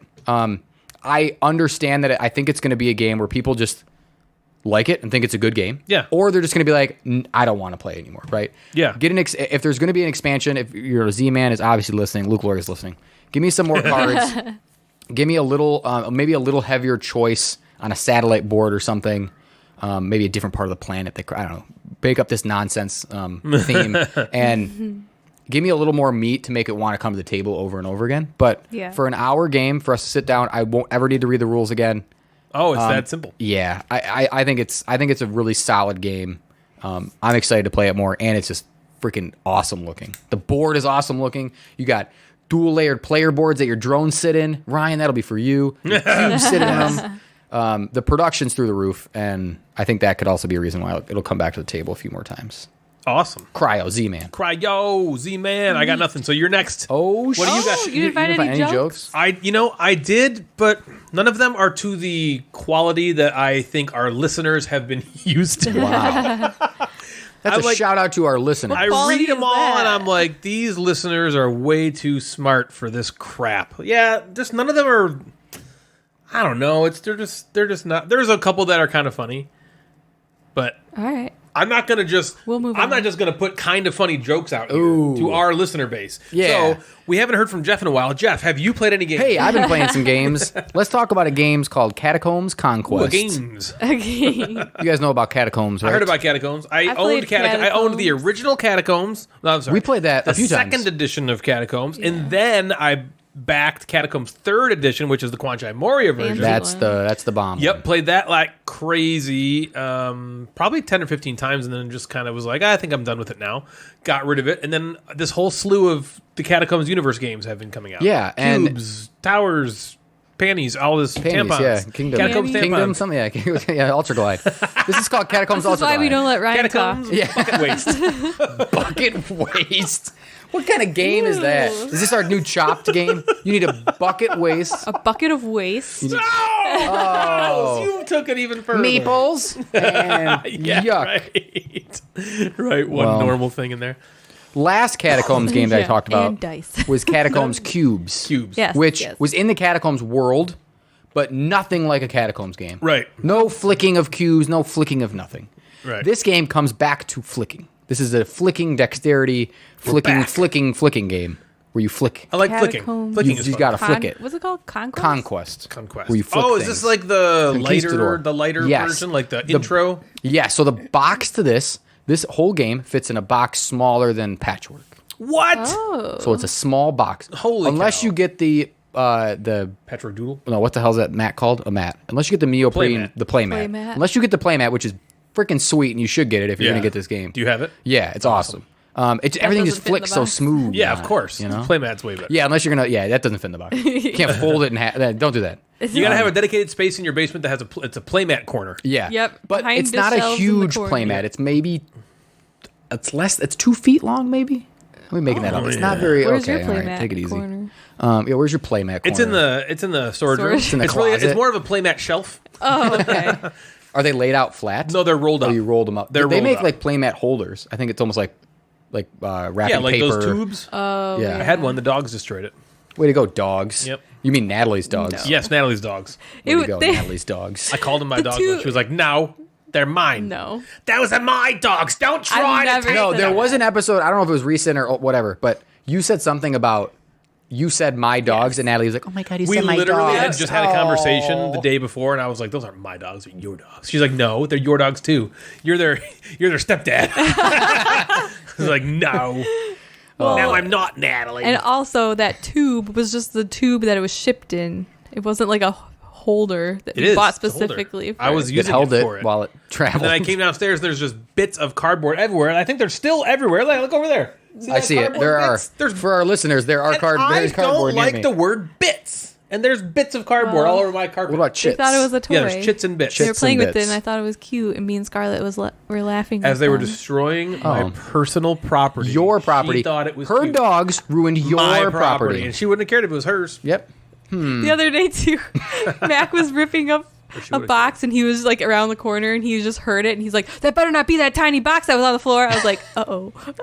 Another another thing of yesterday- Ryan's property. So yesterday, she's upstairs and she's like, "I have a surprise for you," and I'm like, "Oh, should I come upstairs?" And she's like, "It's not that kind of surprise." Oh, okay. And she comes You're like, "All right, let upstairs. me And put my I'm like, pants "Wow, on." what did she get me?" She replaced the tiny box the dog was destroyed. I was like, like, I found it "That's on my Conquest." surprise! Gosh darn it!" Yeah, I was using this box to store all my paint supplies in when I go upstairs and downstairs. Yeah. The dogs just eat it like it's just not another man's They think property. They think tearing up cardboard is like so fun. Way to go, Natalie's That's dogs. cool. That's cool. Just That's like right. Natalie's table. Whatever. Yep. Ryan's been playing fetch with Mac, Shut and your he face. like giggles. No. I think part of it is Mac that does like not know how to giggle. Ryan's trying to throw it as far away as possible so the dogs leave. No. Yeah, go away from me. Like run. Like Why do you keep bringing Yeah. this back? I'm gonna put spikes on the ball Nope. next time. He thinks it's cute because Mac drops it in his hand, and then It's gross because it's all slimy and dog. take no. some video and be Saliva-y. like, oh, it's adorable. Yesterday I you need were a like, bucket you to were put like, on Mac. you were like, it's kind of gross, but it's still really fun. Oh, I didn't say that. Yes, you Oh, did. man. You're ruining my reputation. As Ryan dog hates hater. dogs. Let's move on. All right, Joe, go ahead. All right, man. Catacombs Conquest. So this is back in the Catacombs flicking world. Quanchai Moria back doing the Booyah. art. It's incredible. Sweet. That cover is just, it goes along, it looks kind of the same Style. style as, Yeah, that, like, as the kinda third image. Yeah, as the third image. Goofy-ish, Whimsical. like Yeah. Yeah, it's- and man, I don't know how to did explain it, but it's sweet. they hit a home run getting him to do the artwork. Because Catacombs second edition was fine. it was just really dark and. But I think I don't want to say spicing it up isn't the right thing, but just like lightening like it up a little the bit. game. Are you ready to play the game Yes. versus the new Quanchai Moria Yep, exactly. artwork? The game. So if you have shitty art, call Quanchai Moria, Quanchai get Moria all will- of your money, pay him to do it, and it will be fucking He will make it look awesome. better. Yeah. Yeah. So, like Ryan said, this is kind of meant to be the introduction into the gameplay and the dexterity mechanisms of the third edition of these other these Catacombs Catacombs. games, right? So this plays 2 to 4 in a very short period of time, 20 to 30 minutes. Booyah. Where third edition is an hour. That's, Yeah, that's like a it's game. an right? hour and a half. Yeah. Yeah. So this is quick, and this is like heads up. This is like one team versus another team. Ooh. Oh, teams. Team. Yes. Ooh, I like teams. Yeah. So Me versus you. yeah, exactly. 2 teams. Yeah, because Catacomb Third Edition is one versus all. Yeah. Yes. So this you start by setting up like the borders. I don't remember. Third edition comes with Yep. like borders, right? So Uh-huh. you set Has up a these wall. Yeah, these walls Yeah. around it. If you're playing with the player mat, you just lay the player mat within the borders of Confines the wall, right? of the wall. If you don't have the player mat, you just are flicking on a table with the wall It's there. just going to go right? into the couch. Yeah, it's just gonna flick. You're Yeah, just you're gonna gonna shoot them. lose So get the But mat. the wall. Huh? But there's a wall. And a couch. There's a couch, Well, too. sometimes you get a little angry flick. Like when maybe you hit Niv the- flicks it, Niv flicks, shoots. boom! Like and it's like the in the pool next table person's ball house. off the pool table. Yeah. That kind of thing. Well, no, because the pool table has a wall. So does this. But he says if you don't have the wall, then it flicks off the table under the couch. Why wouldn't I thought you had the wall either way if you don't have the mat. You want the wall. The wall has to go up. Oh, it comes. The wall's not like a special thing. It comes. They all come. It all comes with the wall, no matter what. Mat or no mat. Then you can get the wall. mat, and you can add the mat within the borders of the wall. You got to get the So mat, my pool bro. Gotta get table the mat, bro. analogy stands. Yeah, I think it holds up. You're I think good. it holds Yep, it holds up good. Okay, so you split into teams 2 to 4. So you're either playing 1-on-1 or you're playing 2-on-2. A third player would just be like that extra person on the one side, one Yeah, by the, what I mean? right. Anyway, so each player is controlling one disc that is your person, right? Yeah. Or if you're playing 1-on-1, you're controlling both discs, right? Okay. And you begin with a hand of cards that basically allows you, each card has a different like power and various like flicking actions that you do with either your disc or the weapon discs, right? Like in Catacombs. So, Yep. you might have a card Arrows. that, gives you a little power, and then it gives you 3 icons on the bottom. And it says, the first icon is you can reposition. So you can like, flick your disc into position, and then you can shoot 2 arrows. So then you shoot then you flick your 2 arrows at the other disc, trying to essentially hit the other person's disc. Yep. There are these big there are these big boulder discs that are in the middle that kind of block the sides normal Just like Catacomb regular stuff. Catacombs. And then what's kind of neat is at the end of your turn after you play a card, you actually get to flick one of the boulder discs to kind of reposition. Oh, that's different because in Catacombs yeah. they fit into the board. Yes, this one starts at a spot that would normally like fit, but then after your turn you can. So that creates some defense or some different, so you're kind of moving the boulder. So yeah, those cards give you some different powers. Some of them will also give you like protection, like it. Isn't that what it's called? Protection? Sure, that's a word. Yeah, okay. Yeah. It gives you like protection against incoming arrows and fireballs. Okay. Yeah. But there's really only like 3, 4 maybe different kind of weapons. Okay. There's not a massive amount of discs. There's 5 boulders, there's 2 of each player, and there's a couple weapon discs. So there's not a ton going on. And you're basically playing over and over and over again, back and forth. So if we were playing on teams of 4, let's say it was me and Devin versus you and Natalie. Okay. I would go, and then Ryan would go, and then Devin would go, and then Natalie would go, right? So you're taking one turn per side, and you have a collective pool of health. So you start with 8 health, I think, and you are flicking, and if I hit you, it's 1 damage with whatever weapon, right? Okay. Your card might give you an extra damage. It might be like critical hit, whatever. Yeah. Some cards give you protection. Some cards give you like health back, or you can take a health from someone, that kind of thing. There's sort of movement of that. But you're basically just going back and forth trying to drain the other team's life pool. And then when you do that, you win. Cool. Or if you gotta are kill on the other team, you lose. Yeah, just Moida. Yeah, so you just start flicking. I mean, that's basically Catacombs. Yeah, The that's true. keeper guy is just trying to kill all the heroes, and the heroes trying to kill the keeper. Yeah. So it was Get to the like dungeon. so it's meant to be an introduction, and that's what it is, right? If you buy this game, first of all, if you bought this game in a box the size of Patchwork and you think it's going to be Catacombs 3rd edition, you're not smart, right? This is not, because you open up 3rd edition, there's like Oh, it's huge. Stuff. The box is enormous. It doesn't Right? fit in a couch. Yeah. It's that big. It's Yeah. so and there's like discs everywhere, and it's all this very cool. So this is an introduction into the game, into that mechanism of just flicking, right? I think it would be a great like family game.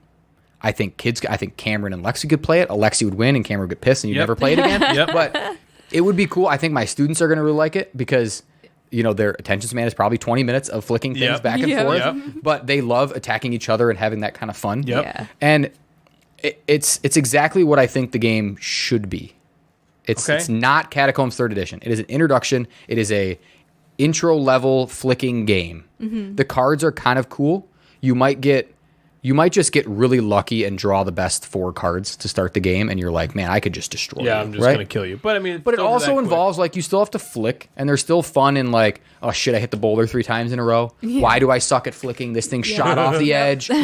So it involves all of that sort of fun, right? The laughing of how bad you are, or like the celebrating the most incredible shot. You pinged it off 3 boulders and it hit that guy and you hit the other guy, and you're like, It oh my reminded me of God. that first time we played Crokinole So, together. right? That was the greatest experience ever. Yeah, and what's nice is it doesn't like overstay its welcome. It's done in 20 minutes, 30 minutes at the most. It's annoying setting up the walls because they're like little folded cardboard, so you have to like put them into the plastic and then put them back into the small box. That's annoying, but the game is fun. They're coming out with an expansion, so I'll keep you updated with on the expansion. I think it's more cards. It's Okay. I think one of the complaints, and I think Aaron West is the guy that designs most of these Catacomb games, the newer ones, and I think one of the complaints was like the cards are overly random. They didn't like some of the powers, maybe. So I think that this is going to add more of those. I'm assuming they're probably come with a disc or two, maybe, to kind of up the weapons. But it was like the game is exactly what it should be. If you're expecting a full-on Catacombs game, you're don't buy this. Yeah. But if you're looking for a fun family 101. flicking game, it's exactly 101. intro to Catacombs. Pretty surprised that Elzra keeps like supporting this so hard. Yeah. This is. I mean, it must just be a really big seller for them because Catacombs has been around for a long time. Yeah. So this is. I don't think this is brand new. Maybe 2018, 2019, Catacombs Conquest. okay. Yeah. But yeah, there are, like Ryan said, there's like, I don't know if there's Catacombs Kingdom or something else, but like castles. the Cubes is one of their new ones, Castle. Yeah, it's Yeah. like, maybe it's Castles and not Kingdom. Castles, yeah. But yeah, I guess when you have a name, it must be doing well. Yeah, it's got to be. I mean, So- that's awesome. Right, why would you Yeah. keep Oh, putting it Elzra. out? Elzra. Sweet. Catacombs So that's it. Conquest. Anything else for us? Or is that all? Oh my, you don't have any more jokes? I'm done. Oh, We're God. done zoned. I want to mention a Dunzo? game. Okay. I want to mention a game called Evil Corp. Evil Corp. Mr. Corp. Robot. Yeah, no, doesn't that right? I immediately, so they reached out and were like, hey, would you, be interested in playing Evil Corp? And I'm like, so you got to be a Mr. Robot fan. Yeah. Is this Mr. Right, Robot? is this Mr. Robot? And I think he like tiptoed around a little bit. Yeah, He's like, kind of like, no. well, this is my experiences in corporate America. And I was like, Sure. all right, well, you're what? probably Mr. right Robot about that. doesn't have the Yes. monopoly. Those two words are on not just evil Mr. Robot. Corporation. That's yeah. It's true. just what you think of when you hear Evil Corp. Yeah. So that's when I was like, yeah, we'll play it. And I kind of like getting some games that I've never heard of. Because Yeah. have you guys ever heard of this game? Nope. Right. Okay. First off, it comes in a trapezoidal box. Trapezoid. What? A trapezoid. It's not even a full triangle. Do you know what a trapezoid looks like? Is Oh that yeah, I know the trapezoid? trapezoid. It's the one that goes like. Yep. Yep. Boom. You know what I'm talking about? Yep. Is if you take a triangle and you cut the top Yeah, off. cut the Oh top yeah, off. Yeah. it's like the Yeah. So it comes in a trapezoidal box, which I don't Yeah. have any trapezoidal boxes. So this Polygon. fits a need in my collection to have all the fits shapes. nowhere. I have rectangle, square, trapezoid, and fish. What Don't about you have? circle? I think I have a. Do I have a circle? I have a hexagon or an octagonal box. What's that? Hive? That's a circle. Ooh, is bag. that Yeah, a hive is a circle circle bag. bag. Yes. Yeah. Oh, a banana. I have a Yeah, banana you have shape. a banana Banana shape. I have. Well, you You said have fish. You have a I have fish a fish, shape. yeah. You said fish. Yeah, so happy that's salmon, the a fish. Yep. Bag. So yeah, I'm collecting shapes. Wow. So if you have an odd shaped box, please send it my way. Oh boy, you're gonna get some stuff. Oh boy. We'll give it over to Mac and he'll eat it. So Dog. He's not stupid. He's the best. Macker's listening. He's a border collie, so they're smart. You want What does that mean? Oh, you want to go outside? Oh, you want to go talk to your friends outside, Brian? Who's my little man? Oh, right. Who's my handsome little man? Did you have fun talking to your friends? The funniest day. That was great. The funniest day. Oh, best day ever. I knew you were gonna love that game. I when was just, like, making it, I was like, laughed yeah, I was gonna so go crazy. That's really fun. Because it's She was about like her. nonstop smiling. Yeah. Like the whole thing is like my cheeks hurt. I'm just smiling so much. So in Evil Corp, shockingly, you are taking the role of billionaire CEOs of different tech companies. Okay. The art is super cool. It's got like this dark imagery, but like pops of color. The art looks great. So if you pull up the art on Board Game Geek or whatever, the art is very cool and almost fits this theme of like you are this evil person. Corp. Because honestly, to be a billionaire CEO of a tech company, you're probably doing some shady Yeah, shit. Yeah. Right. You had to get ahead doing. If I know anything blowing from somebody. watching TV, Yeah. you are shady as Who I gotta fuck. blow to be the CEO? Yeah. So, oh boy. That rhymes. I know it. No way. So you are carefully trying crafted. to essentially enact your secret plan to control the world. You want to be the evil CEO. Okay. Okay. So what I always think of Brain from Pinky and the Brain. Yeah. Yeah. What are we doing today? Taking over. Trying the to take over fucking the world, right? So the game board is made up of 6 triangles, not trapezoids. Okay, weird. 6 triangles. They represent the different continents, not Antarctica, sorry. And in the middle sits 2 decks of cards and billions of dollars. Okay, like think of Monopoly money, but in billions. Okay, like the show Billions. Yeah, Billion. That's a good show. Yeah. So players start on one of the trapezoids with like a secret base and some presents. So each triangle has different areas you can add your cube to increase presents. Like right? a PS5. Yeah. Okay. Yeah. Like Merry Christmas. Yeah. And the gameplay is really simple. So each turn begins with just collecting money for all of your presents and your bases that you have located, and then you're spending the money to play these cards that are in your hand. Okay. So the goal of which is I need to play a phase 1, a phase 2, and a phase 3 card in the color that I am. So if I'm yellow in order to win and enact my plan, I need to have played a phase 1, 2, 3 of yellow, and then that allows me to then meet the end game conditions, try to finish the game by completing my secret super goal of taking over the world. Super goal. Yeah.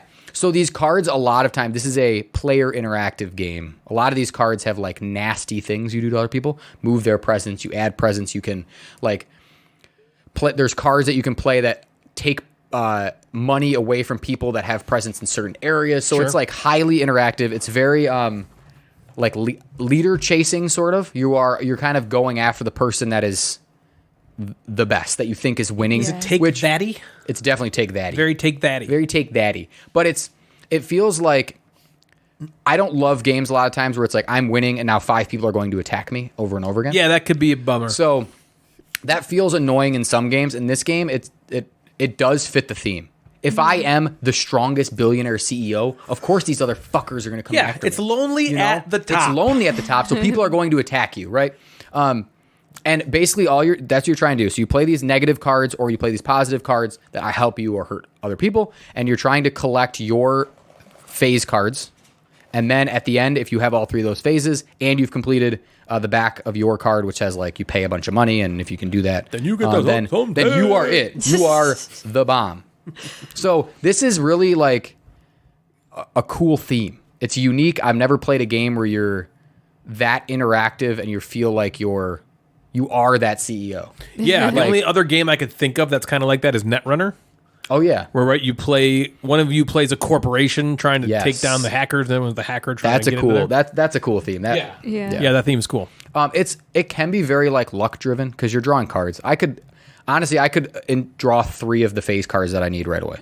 So I could start my first turn with all 3 of the cards I technically need. Yeah. The randomness. You probably don't have the money to play it. You probably, other things are going to happen to you that are going to throw wrenches into your plan. And it's also a game that it doesn't matter, right? You're having fun. You're interacting and the other with players. might like go after you. Right. So it's just that can be overly lucky, but it also doesn't matter. It seems like it self-balances. Yes, in a way. People are going to come after you. It doesn't matter too much. And yeah, I think if you have a good game group that's going to play this the way that it's meant to be played, it can be really fun. Like if everyone's going to get butthurt and angry about losing presence or getting this stuff happen, it's going to be an annoying experience. Yeah. But if you're going to play and just be like, listen, we're this goofy ass CEO and we're going to play and I'm just going to try to fuck everybody over and you just play like that, it can be fun. I got a couple annoyances. The luckiness can just, not be great. Yeah. It's going to shine at more players. 4 to 6 is probably better than just 2. Is 6 the max? 6 is the max, which is also nice for if you're looking for bigger games. The rule book was kind of annoying. It was like folded up like I was gonna say, what shape was the rule trapezoidal book? rule book. No, it was almost like I had to unfold it like a map. Yeah, it was to get it. So it was on box. like one. It's on 2 sides of a gigantic piece of paper. I don't like that. Okay, but I had to like almost follow a path of. Once I figured it out, it was fine. But initially, I was like, "Where the hell's like the setup?" So that was kind of annoying. I would rather just have a small book that I just flipped through. Yeah. And saw that, but that was like goofy nitpicking. But they're publishing their own game. I like supporting smaller game publishers. You can just go buy it. They're not kickstarting it or doing anything like that. This is just available for you to buy from their website, which is something.com. So not retail either, just something.com? Yeah, it's going right from them direct to consumer. I'm assuming it's like evilcorpgame.com or something like that. But you can get to them on Instagram. You can just type in Evil Corp. That's their Instagram tag. Cool. Mr. Robot will show up. And Mr. Robot will show up. Yeah, you'll see Mr. Robot first. The second or third one down was probably the game. Yeah. Yeah. So, looking at that, if it sounds interesting to you, I think it's kind of a unique Designed by theme. Rami Malek. Yeah. Yeah. Speaking of evil, did we tell you that the name of Lexi's softball team is the Slytherins? Yeah, her coach decided to call them the Slytherins. We're like, what? I don't even like cheering for goes. I know, we're like, go Slytherins! Right? Yeah. The Slytherins. Come on. They're the bad guys, aren't they? Yeah, they're the bad guys. Yeah, And that's she's the playing evil house. 7-year-old softball. Yep, exactly. And she is now Yep, the evil wizards. Corp. Yeah, got it. exactly. Okay, good. Well, if you ever wanted to support the show but weren't quite sure how to do it, maybe consider flushing your money down the Gamecasters toilet by way of our Patreon page. There are 4 different tiers, which will eventually get you access to behind-the-scenes content, exclusive content ahead of time. You will also get swag that nobody else has access to, and just the opportunity to help out and support a podcast which you sometimes listen to. We have amazing patrons. Thank you so much for your support, guys. I promise we'll start upping our game here in the next couple of years. I know it's going to happen at some point, and your investment will not be made in vain. If you'd like to donate to help us pay for things like hosting fees and that third circumcision Jeff has had his eye on, please head on over. Yeah, the second one didn't take either. Ouch. Please head on over to patreon.com/the Gamecasters to help out. Well, it's been a while since the bosom of our show has bared the burden of the mighty meat monster that is the Instagram inbox. I don't really know what I'm saying here, but how about we take it away, Jeff, with this episode's Instagram inbox. And now it's time for the Instagram inbox with the Mad Board Gamer. Well, hello there, gamers. This is the segment that you've been dreading the return of. That's what you're doing there with the little gamers. Is the Instagram inbox. And if you remember from our last episode, we did a board game Chopped. Do you guys remember that? I remember. I remember. Natalie Natalie's remembers. eating right now. Yeah, she is. A taco. Great. It's Eating a taco. pretty much It's falling normal. apart. Jeff's talking, someone's eating. There you go. Now we're back to our show. Now the downloads are coming in. We're getting back to our roots here. Yep. Okay. Yeah, I All remember. of I remember the Natalie's taco chops. just fell apart. Yeah, so we had to create a board game using 4 different components or things that Ryan gave us. You did. Do you remember those 4? I Natalie? remember. Tampon. Tampon. No, a Unused- box of Okay, I was like, tampons. wait a minute. It was Yeah. actually a box of unused Box of tampons. Star unused Wars tampons. Lego action Star figures? Wars- No, Star Wars Lego figures. Yeah, it was Or just- the yeah. actual figures from Yep. Lego Star Wars. Polyhedral dice. Or dice. A set of them. And What was And the last one? Don't you even remember? poop. poop. There we go. Poop. There we go. Poop meeples. Poop meeples. So I put out a question. I got a couple people respond. I wanted you out there to make up a game using those 4 things. Poop meeples. Good idea. Star Wars figures. The other 2. Dice and a box of Right. unused tampons. And I got 2 that I want to highlight. Okay. Number 1 is our good buddy, Roberto. Yes, Roberto. Sheer boredom, who will cut your hair and talk about board games. He created a game called Stankfish. Okay, I like it so far. So this game, Stankfish, is a dueling game, a 1v1. Okay. Oh, 1v1. That's good for us. Where you control a Star Wars figure. Okay. Okay, so that's your Star Wars figure. Like it. You start the game by rolling a D100. Oh. Yeah, there wasn't Okay. specified what polyhedral dice there were. Yes. So you start. There are more dice in the game coming up, but you start with rolling a D100, and that wherever range that you roll within determines the weapon that your Star Wars figure will wield that turn. So there's like 100 weapons. There's not 100 of them. It could be a D5, but it is not because the 100 is cooler. So like maybe like 1 through 20. Yeah, exactly. Oh, You get a okay. sword. So 1 through Weapon 20. number 57. Yeah, 1 through 20, you may get a applicatorless tampon.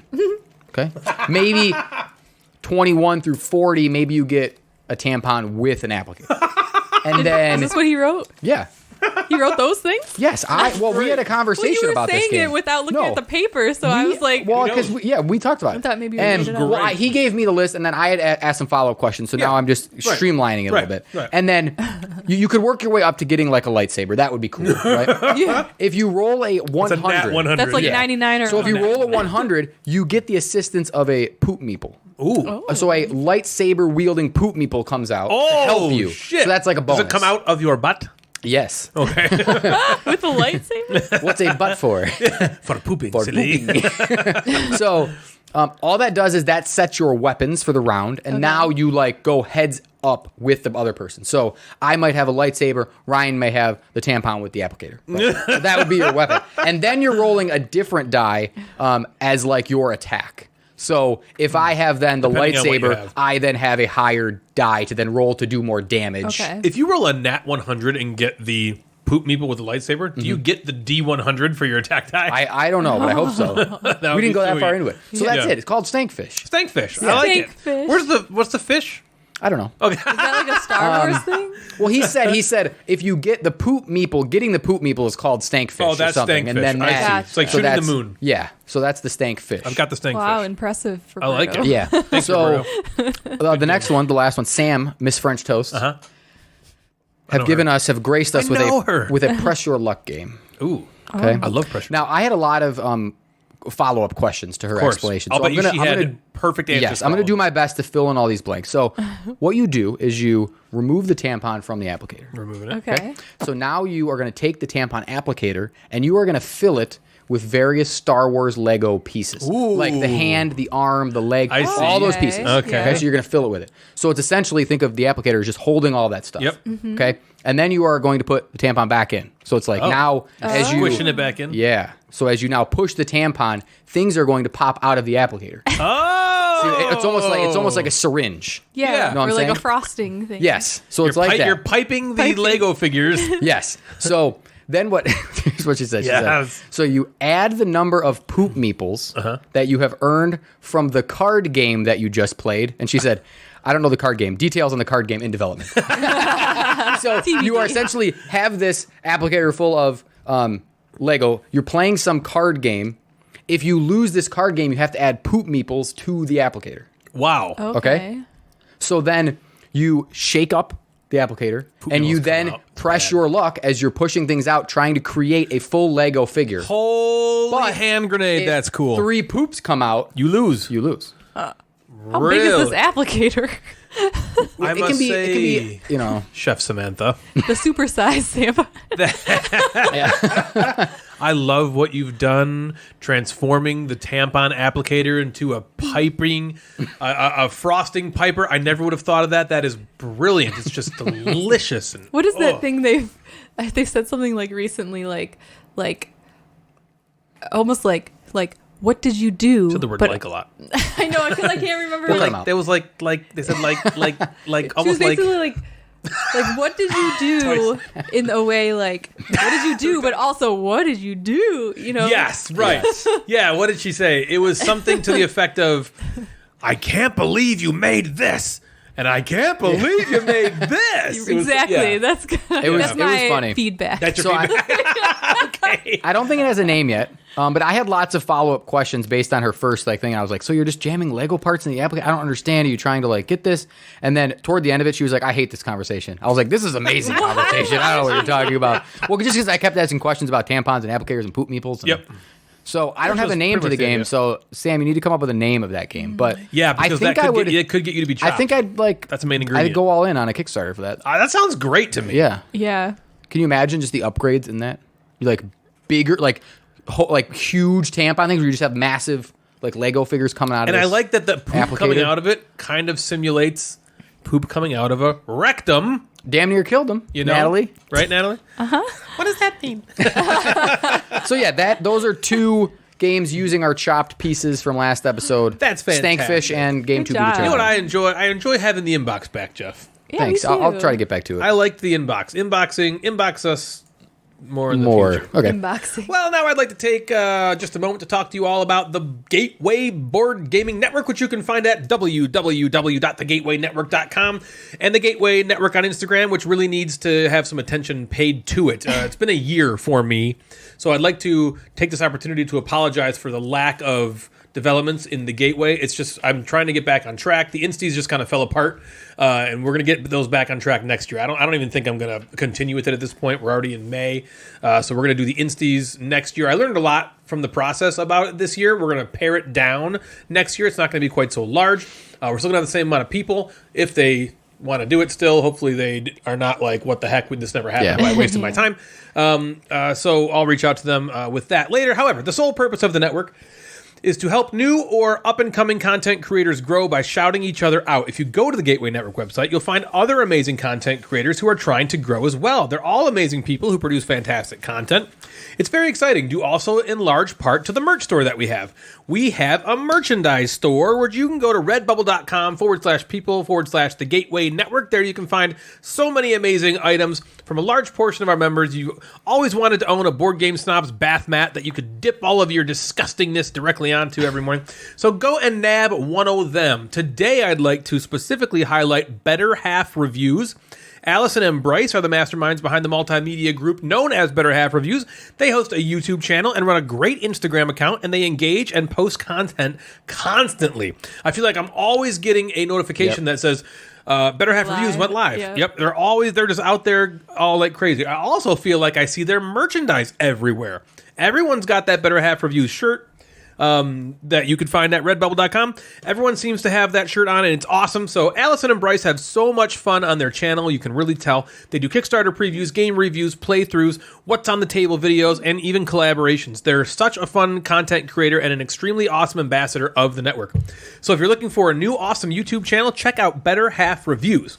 Whatever kind of content you're looking for, the Gateway will have it. If you're a newer board game content creator and you're looking for a way to grow your content, please consider heading over to thegatewaynetwork.com to learn more.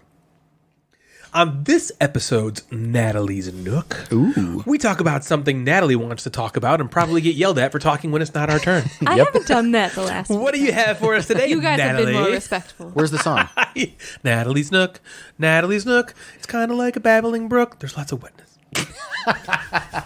You knew it was going to happen. Last time it was there. It's wet in here. Yeah. We need Jeremy so it's a more consistent, not weird song. Or do I like the what could happen? Jeff kind of wants to hear a new one every episode. It's very right cool. on the spot. You off just the make brain. it up on the spot. Yeah, what it's I like, did. do you remember the show Weeds? Yeah. Yeah. How the good introduction show. to Weeds was Little a different boxes. band. Yeah, On the hillside. but there was a different band. Every season different, like, was like a different. Oh, Yeah. I didn't watch it far enough. Little boxes on the hillside. See? Little boxes. Whoa, that was good. They all look the fucking same. What you got, They bitch? all look just the same. Hey, Let's hear it. my Nook. Yeah, it's your Nook. Only I can call me a bitch. Well, this bitch has got I'm this. sorry. I'm sorry, biatch. Is that better? Oh man. Okay. Today on Natalie's Nook, we're going to talk about. Could you be a little more monotone, please? Can you take it down a little more? Okay, you are way too hyped. Okay? Chill out, Natalie. Today, This is on a Natalie's board game. Nook. We're gonna talk about stuff about board games. What do you guys think of board games? It's really wet in here. Do you like? Is she inside of her own nook? Yeah. I thought we're in She's her. drowning. Oh, she's in her own nook. Her head, anyway. She's ostriching. Was that what ostriches do that, right? Where they hide their heads in the sand? Natalie, They what's don't on hide their today's head in their nook? own nook. That's called Nataling. Oh my god. It's every girl's dream. No, it's not the same as men. Not the same. That's not the same. Oh my god. What's happening? Oh.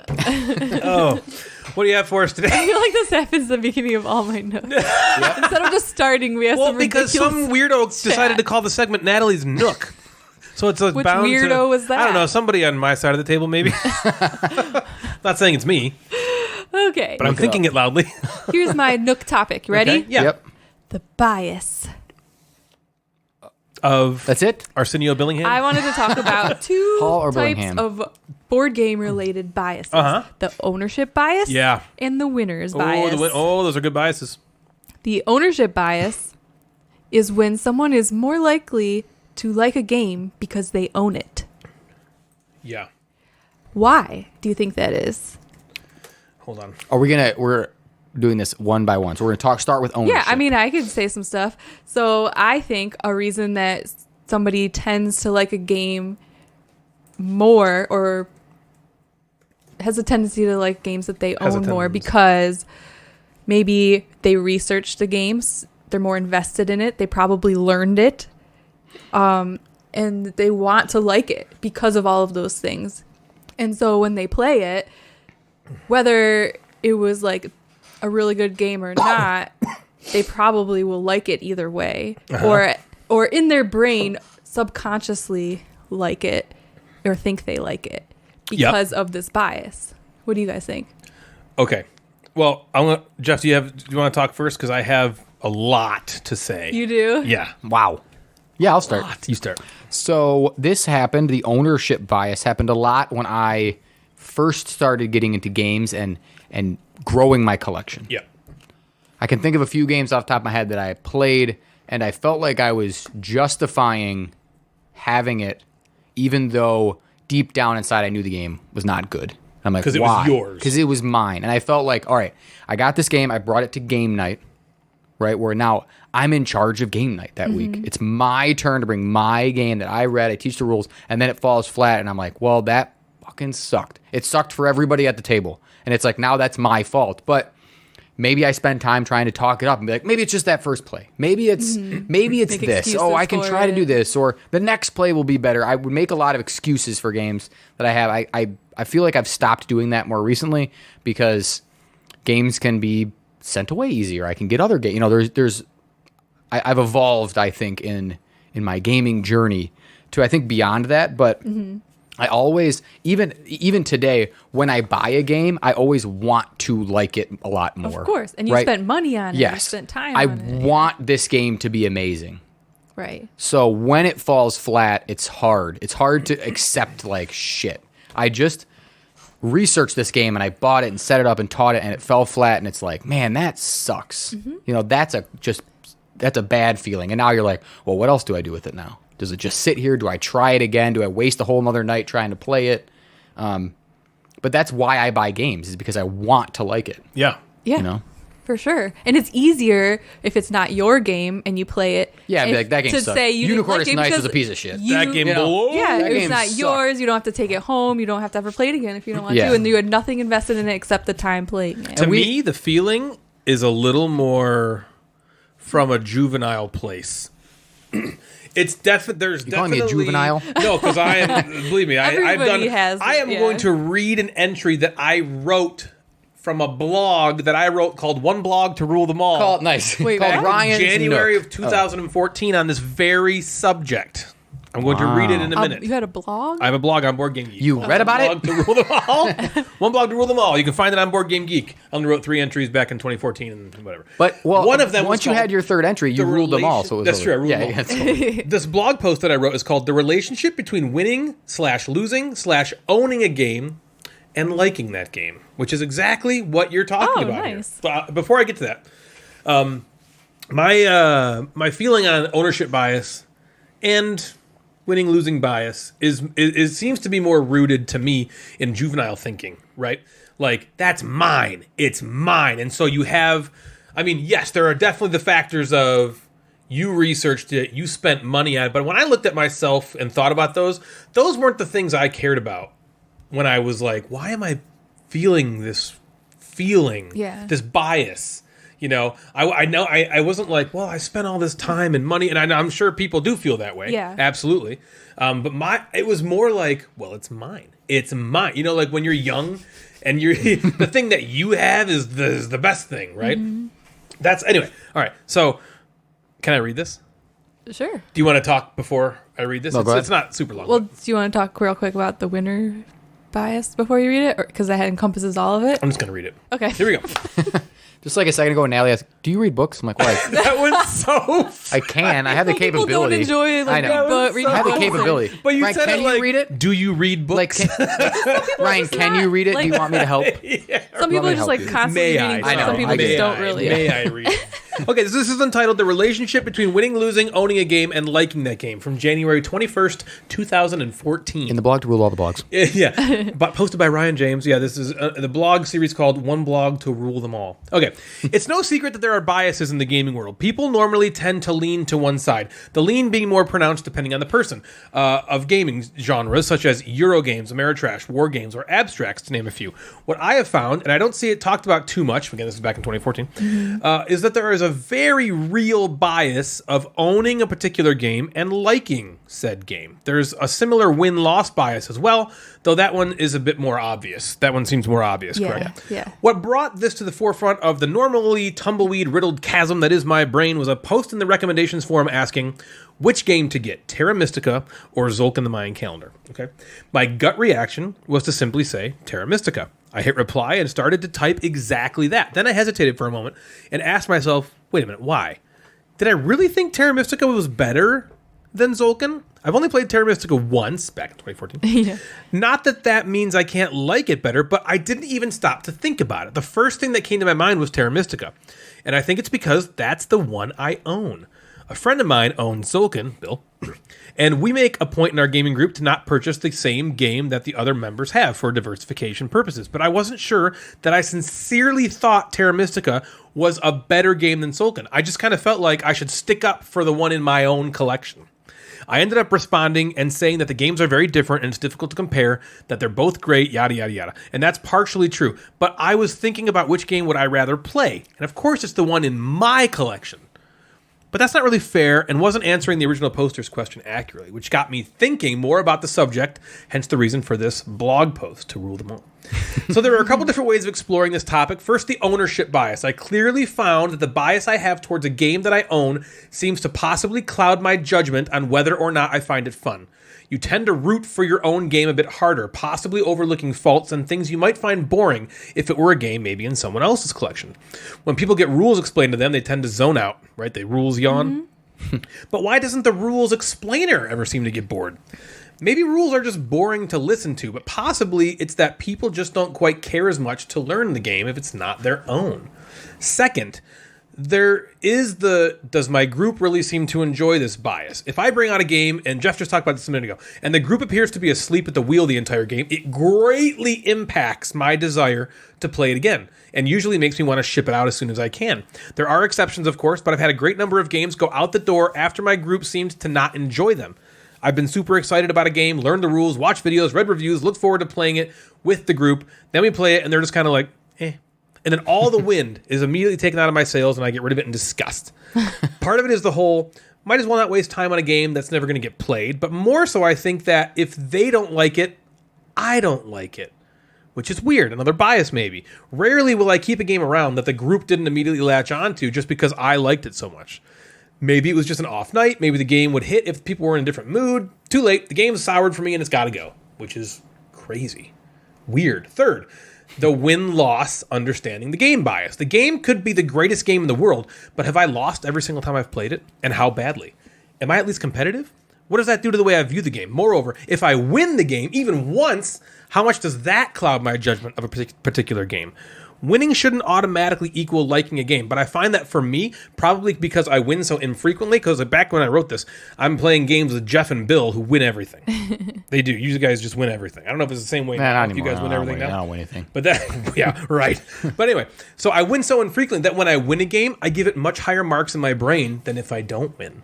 Also, not understanding a game can really be problematic to enjoyment. I don't mean not understanding the rules. I mean strategies and such. Jeff's really good. I always say this. Jeff's really good at playing a game the first time and seeing how to win. Mm-hmm. He's very good at that. It's just like it comes naturally to him, I think. And for me, that takes a little longer sometimes. So we might play a game like Kalis once or twice a year, and that's not enough to really grasp the nuances of the strategies. So as a result, my overall impression of the game wanes. The more I've played the game, the more I enjoy it, but that level of understanding fades away after months and months go by with no play. Does that mean the game is bad, though? No. So thinking about all of this, I find that games themselves don't get a fair shake. There are so many outside factors separate from the actual game that make it good or not. Obviously, being a good game and enjoying the game can be two entirely different things. The game can be good, but that doesn't mean I'll like it. But the fact that I don't own a game shouldn't hurt the game's level of enjoyment for me. Mm-hmm. I think being cognizant of this is the biggest way to combat this bias. Yeah. As Jeff said, this affected him a lot more at the beginning of his gaming journey. And I think part of that is because you became aware of that. Yeah. Right. You know, like me He's and Jeff always, self-aware. like we created the halfway how do you feel to combat the losing and winning bias. That was it directly made to combat that. And if you guys you've heard us talk about this probably, but if you haven't, if you think that you tend to just like games that you win, Kyle says that about Frankie all the time. Mm-hmm. A good thing that me and Jeff like to do is halfway through the game, assess how you're feeling right then, before the outcome is determined. Yeah. How are you feeling? So then, hopefully, and it doesn't always happen, there's like exceptions, right? But hopefully this is giving you an indication of how you actually feel about the game. Without the bias mechanism of how it turns out. Are you having fun? Yeah, not being soured by how it turned out. I mean, it's like, you know, it's natural to to like a game because you won it, because it feels good. It's like a good feeling to like beat everybody else and come out For sure. But I think it's easy to but- confuse that good feeling with the game is good. Yeah. Like you feel good because you won, but that doesn't mean This doesn't the mean game you is enjoyed it. necessarily Yeah. that the game is good. I think Yeah. the ownership bias is the same, is being aware and being cognizant of, am I just pumping this game up so hard because I own it? Would I care this much if Jeff owned it instead of me? And if the answer is probably not, then I think that tells you how you feel truly about the game. But a lot of people aren't aware of it. And so Yeah. it's good. I think it's one of the good gaming adjacent things Yeah. to discuss. I It is really good. like this. Well, and I topic. think what you said, like you nailed it. Like maybe Jeff is just more aware of it. And there's different types of people with different types of personalities, and there's a lot of people out there who are not very like emotionally mature, and so like they just Yes. feel things and they do not understand why they feel things. They just know they feel them. Yep. And we are the people who want to analyze our feelings to death. Yep. And so like we're very aware of like if we have this feeling and it doesn't make sense, then we want to dig in. Yeah, Like why why do am I I feel feeling that like way? this? Oh, I think it's because of this. And so maybe that's a part of it, Understanding why it is the doesn't key to happen life. so much to us. Or maybe same with you. It seems like maybe it happened to you early on, and then quickly you were like, why am I feeling like this? What am I doing? Yeah, it was here? honestly, it was that post. Yeah. It was like Zolkin or Terramiska, and I was like, okay, Terramiska for sure. And I was like, wait a minute, why am I saying that? Right. Only because I owned it, and I felt like I stick up for my own. But if it was the reversed, and Bill got Terramiska and I got Zolkin, I know for a fact I'd be like Zolkin Right. because it's mine. You know? Yeah. You have anything else? I see Jeff? why that blog ruled them all. It ruled them all. There's a lot more to it. I'm not going to read it, but if you want to go check out the rest of it, feel free. But Go for the- and I don't know. Do you ever hear anybody else talk about this stuff? Once in a while. Yeah, I don't think, feel like it's like a widely talked about. Yeah, I agree. thing. I would say Yeah, it's I don't what know. talked about. I think that you see winning bias more. I think with the size of Ryan's collection, the size or your both of your collections with Natalie's inherited. dogs and your, I think the winning bias has a greater impact. I think because Yeah, it's more I obvious. have a lot of Yeah. games. I know that some of them are great. I know that some of them are not. Right. Yes. And I keep some for different reasons, but the winning bias I feel like affects more people because they might be playing someone else's game, right? Non-gamers Yeah. I think that's going to happen to more, Yeah. right? If you're, Frankie and Kyle don't have a ton of games, right? A couple? Yep, true. Okay. They have a Yeah. few. So their ownership bias isn't maybe a big thing. They might like the Yeah. few games that they have For because sure. that's why they have the 5 to Yep. 10 games. It more affects but collectors, They're you're right. playing lots of other people's games, and Mm-hmm. winning is important. And that's what I think that affects Yeah. more people, and that's Right. why Agreed. we started to halfway. How do you feel? Of like, I know the game's not done yet. Do I like what I'm doing? Am I having any fun right now in this moment? Yeah. And of course, things can change at the end. It's like, all right, well, maybe I didn't, but and the game Cosmic Colonies? Colonies comes to mind, where we stopped halfway through and we were like, Yeah. it's okay. I'm not sure. Right? And then Yeah. tord the end, we were like, Oh. why was this actually better better. than what I Yeah, thought, that's right? weird. So I like that progress of checking in the middle and then seeing maybe at the end. But again, trying to remove winning bias is even difficult. It's even if you win a game and you think that you like it, it's hard to even get that out of your brain and think about, did I like the actual gameplay? Yeah. Right. And it it's- takes some yeah. serious. And you also like, want to defend conscious yourself effort. there and be like, well, yeah, I did. I liked the game. Because then it justifies your win. Right, because Yeah. if you win, you likely had more fun because it feels good. Yeah. Or do you dislike games that you lose all the time? Exactly. Yeah. There are 100%. lots of games, and we've talked about this a lot, like games that you just suck at, that you're not good at, but you just love. 5 Tribes, I don't win that game. I've won that game once, and Yeah, it's against still, me. It was against me. it's true. It's the first time we ever played. Yep. And it's so amazing to me. That game is like Yeah. one of my top 10, It's 15 like one of the games. true tests of a good game. It's a game you never but I win, just but fucking you lose all just the time. love playing it. Right? So, but is there games that I play and lose that I'm like, I hate, like Splendor? I hate the game Splendor. I hate it. And part of that I think is a losing bias. I cannot win that game or get close to it. How frustrating is that? It's got to be frustrating for as some hell. stupid reason. I can win K-list. I can't win fucking Splendor. You know, like what's the deal with that? Yep. So I can shy. What's the deal? I shy away from some games maybe sometimes that I'm like, well, this sucks. Like I'm gonna play it. I'm gonna try to have fun while I'm playing it, but I know I'm gonna lose. Yeah. That's never a good feeling. It's right? also knowing that you're gonna lose. Okay, you know, it's Oh, okay yeah. if you play a game you lose every time and you don't like it because you lose every time. That's I think that is a feel like- perfectly acceptable reason to Right, not that's a like a game. legitimate reason because if you lose every time and that bothers you, then you're not enjoying it. What So it- don't play something you don't enjoy. What it doesn't necessarily mean is that the game is bad. Correct. Right. That's, I think, the difference. I have no problem with somebody going, hell yeah, I love that game. I win every time I play. I have no problem with that. Right. What I have a problem with is this is the best game ever. And you're only saying that because you win every Yeah. time. Which is I think that's one of the tricks to think about. Like, am I just having fun and I'm enjoying myself because I'm winning? Or is the game really good and I'm, doing well at it? That's the trick, I think, to come up with. Yeah, that's almost like another topic, but like obviously everybody's opinions on games are their opinions. There is no best game ever. There is no worst game ever. Well, because everybody Star Wars has Destiny, different we can tastes. agree. We can all agree. It's the best. Well, we can all agree that it's the 438th ranked game. Board game geek. So But in this basement, we can agree. It's the best. okay.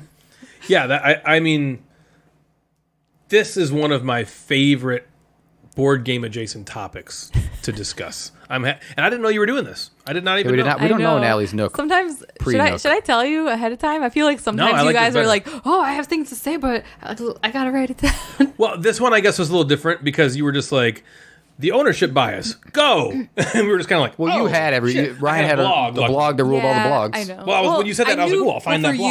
you, I was like, Ryan has opinions on this. Ryan's got talking opinions. about He this does. I got stuff all opinions. the time. Way to go. No, I got straight facts. Yeah. These aren't opinions. Yeah. This is the way or it just is. thoughts on it. I do have thought. Yeah, I love thinking and talking about that because I agree. I think especially as it relates to the ownership bias, I don't think it gets talked about a ton, and I think people don't think about it. And maybe if you do think about it, you'll have thoughts of your own. If you keep thinking, the thoughts will develop.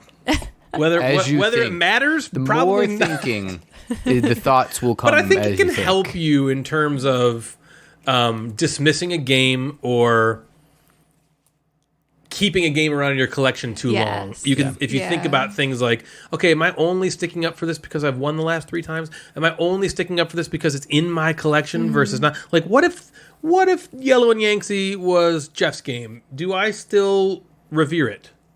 I mean, not that game specifically, but Yeah. but, right? Yeah. But it's like stuff like that. Like, would I like this as much? Honestly, it's interesting to think about. You should keep that It game is. because Grail Games is like I'm going keeping out it. I of like business. it. So they you are. should. I'm keeping it anyway. I mean, Yeah. Show. There's that's gonna a bummer. there's gonna be more prints of that They're game. going out of business. Yeah, Oh.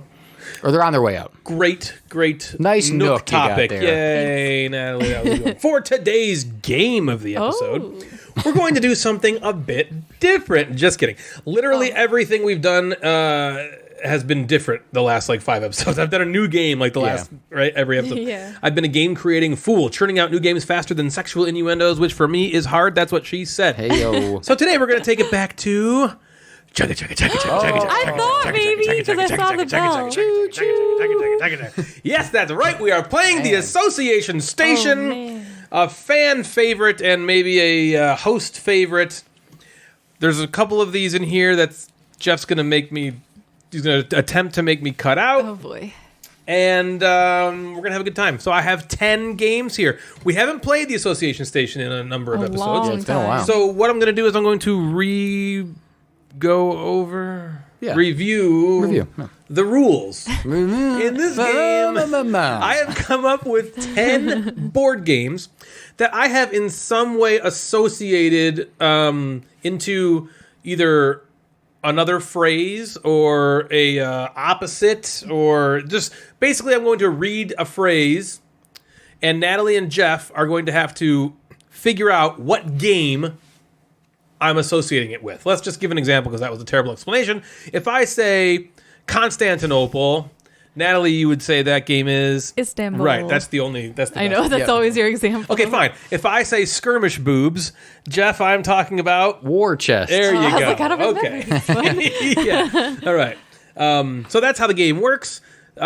Whoever gets the most points wins. There's a little bell. There's the bell. That Jeff and Natalie will ding it. Are we ready? Yep. Here we go. Number 1.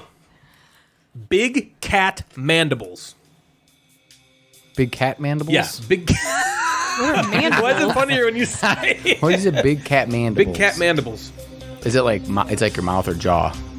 Mandibles is your mouth or jaw? Yeah, big cat mandibles. Little dog mouth. I feel like when you just said that, I was like, oh, they got it right Little now. dog mouth.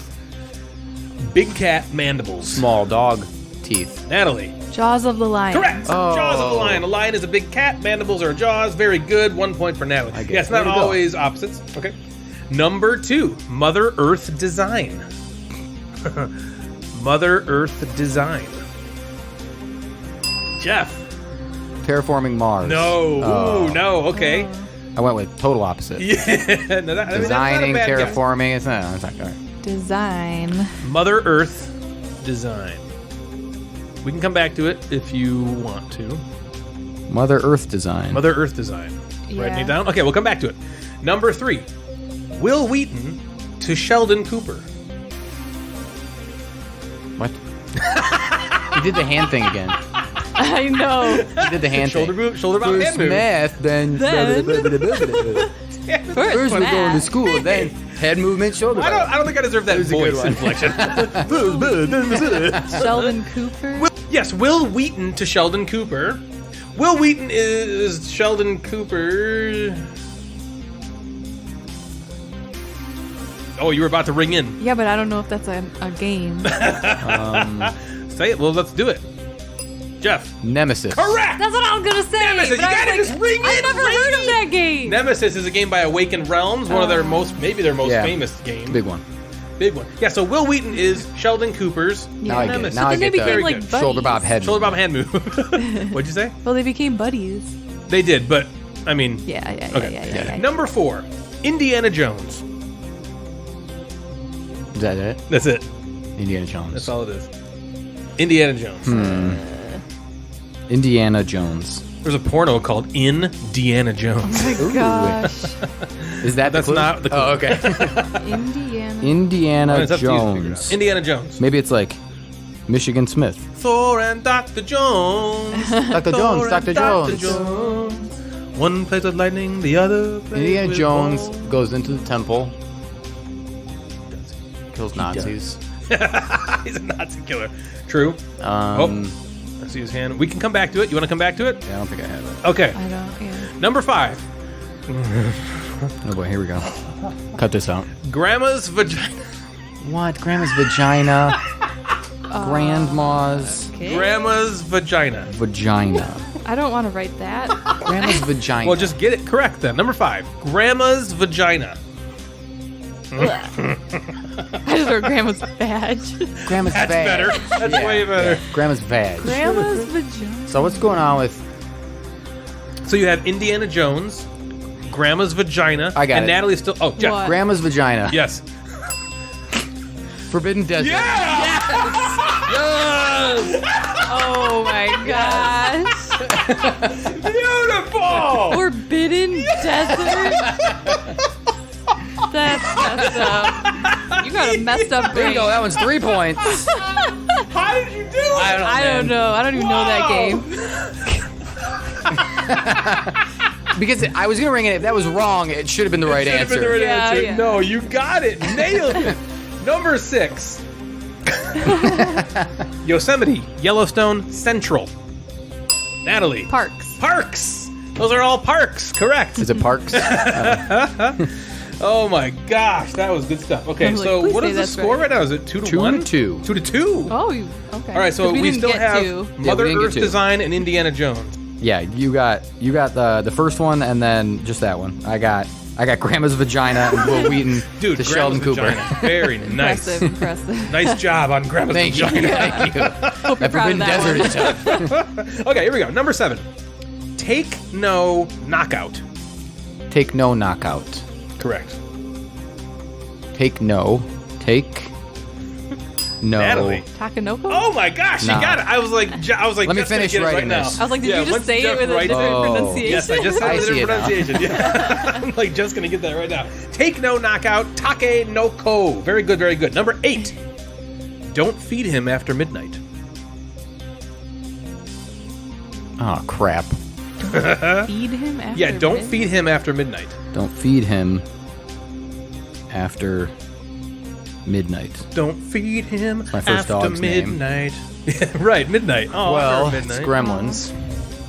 Right? Not Oh, wrong about Gremlins. that. And I can't think of that damn Gremlin's name. Oh. That's the name of the game. I don't know Oh. what it is, so. Natalie. Gizmos. Gizmos. Yeah. Correct. Damn it. You're welcome. Yeah, just gets half a point I there. didn't know Oh, what I had that first. I said it. I pretty much just said it. You did give I it to should me. get it. Yeah, she'd be like, I knew it too. I knew it too. Well, I I knew knew it, it. Jeff. You said it louder. I knew it. But I knew it. Just so you know that Nemesis one. Like the Nemesis I one thought did the that, same but didn't thing. Say I know, it. Exactly. I was like Why? Nemesis. Oh, I would have said. I would have said no. I kept should my get 3 mouth points for shut that. because I was gonna get ridiculed. Oh my gosh. Okay, number 9. Man, we're blowing through this. Cruising. Also, you still have Mother Earth design and Indiana Jones. Yeah. Okay. Yep. Number 9. White penis, black penis. What the hell? I'm gonna draw this one This so is I a write it good down. one. White. White penis, black Tiny. penis. You see her face? She said tiny and then was like, Yeah. light bulb. Like Yeah. big Light versus bulb. large? Like big versus small kind of thing? White penis, black penis. Did you Okay, do the hand thing again? that's number 9. Was there a hand thing involved in No, this? the hand thing was me pantomiming Natalie's face as she. Oh, because there was a hand movement with Will Wheaton, so this one does not have the same No hand movement. No hand. White penis. White penis, black penis. I'm gonna keep saying it over and over again. This is a good one. I Is think. there something that has like shapes? Penis shapes? There was Is there like a, something that this is Natalie's question? Yeah. Is there something that has penis shapes? yeah, an That's actual yeah, Natalie's like question. men. I just mean like a game They that have maybe has penis like shapes phallic sometimes. shapes that are like black or white. White penis, black penis. Okay, we're gonna leave that one for now. Number 10. Oh, there's one more. Hold on, let me write the penis. Let me rate the Oh, penis. Right, the penis. White penis, black penis. White Okay. penis, black penis. Like I'm taking notes for school. Yeah. Oh, okay. Can you repeat that? Sir, excuse me. Can you Yes, go back sorry, to the last I'm sorry. slide? This is the last time I'm saying it, you guys. Yeah. White penis, black penis. You need to take notes. Yeah. Please take diligent notes. Yeah. Number 10. With 2 passive horny people, nobody will take With 2 shoulder bow hand. passive Horny horny people. Nobody will take Nobody. You know this one? We'll take. No. Still writing. We'll take. I'm hoping I get And it then before I blank. have to So the write all blank. that. She'll know it passive. if you I'll buzz talk in it and out. know it. Yeah. I'll talk it out. Yeah, talk it out. 2 passive horny people. So 2 horny people are not going to bang, and so no one's going to take the like they're not going to bang because they're not going to take the Jeff. the initiative. Yeah! The initiative. All right. I was like, first move, make the first move. What does that Dude, mean? Jeff, you were like, no one's going to take the... And I'm Oh, like, I'm like, oh god. it was everything in me not to be like, Like, oh, there it is. Okay. like it's right here to my Nice. left. Box for the- okay, so here's what we need to get still. Natalie can still get Mother Earth design. Yep. Right, Jeff, get buzzed in on that one. You both can get Indiana Jones and White Penis, Black Penis. Okay. I'm going to give you a few minutes. I'm not going to put these on Instagram. I'm going to tell you what they are Ooh. in a few minutes. Okay. So this is the time of the show where we would normally do a top 5. But who cares? They don't all have to be the same They length. don't want to be the same. Shut the computer down. Save Like the battery. white penis, black penis. Show's over. Goodbye. Oh my gosh.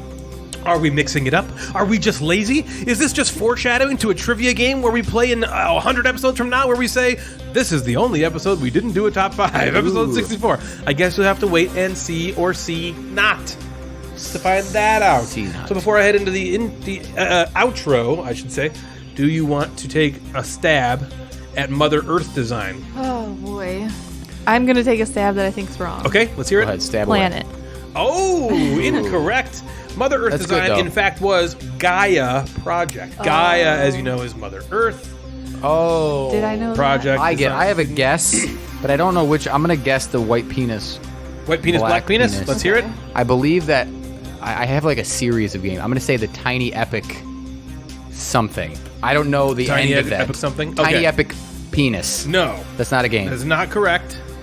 I like where you were going with Okay, that. all right. This, I won't give you the clue. I was going to give you a clue, but I won't give you a clue. Do you have a penis? Do you have a guess for white penis, black penis? No.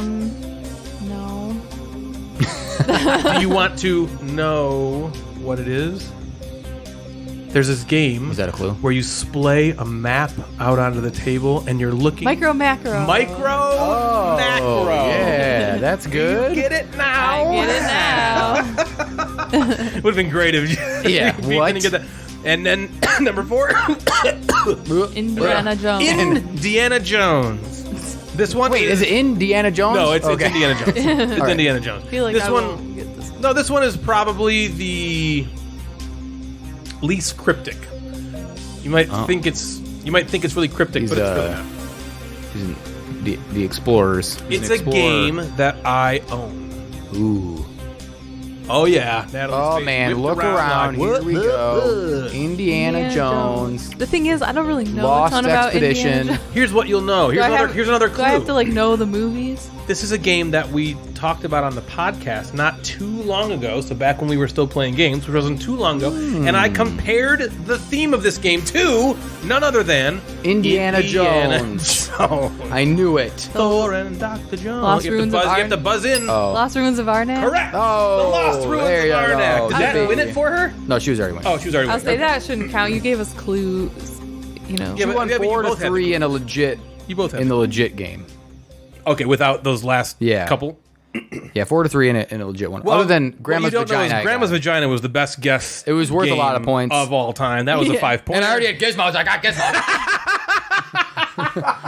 You didn't give me that because I didn't know that from. He's like, I knew the Gremlins. path. He's like, I just well, was it's like, well, I may Gremlins. as well talk And it you're like, out. Maybe it would come to my I head. was like, do I know a gremlin? I think I do. One gremlin. The Dodge Gremlin. What was that car? Wasn't there a Yeah, gremlin? there's a gremlin. Yeah, I don't know if it's Dodge, but there was a gremlin for show. So that's going to do it for us tonight, everybody. If you'd like to get a hold of us, you can find us on Instagram at Gamecasters or at Mad Board Gamer. We also have a Facebook group. Just search Gamecasters. You will find us there. You can also email us at thegamecasterspodcast@gmail.com. I am not going to mention the Baron Board Game Geek Guild that I'm mentioning right now, 3678, so Natalie won't join it. If you'd like the show, we'd love it if you consider giving us a rating on Apple Podcasts or anywhere else that allows you to rate us.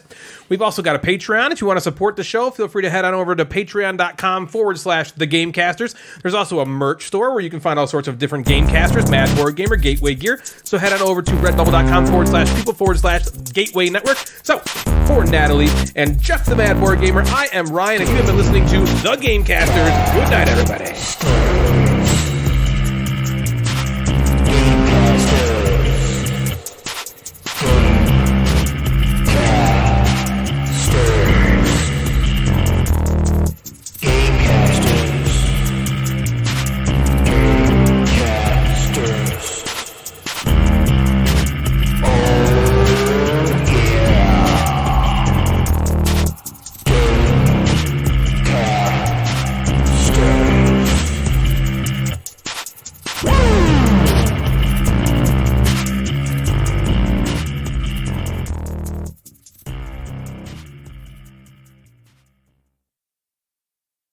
Oopily You doopily. think I give a fuck about anything? You think I fucking care?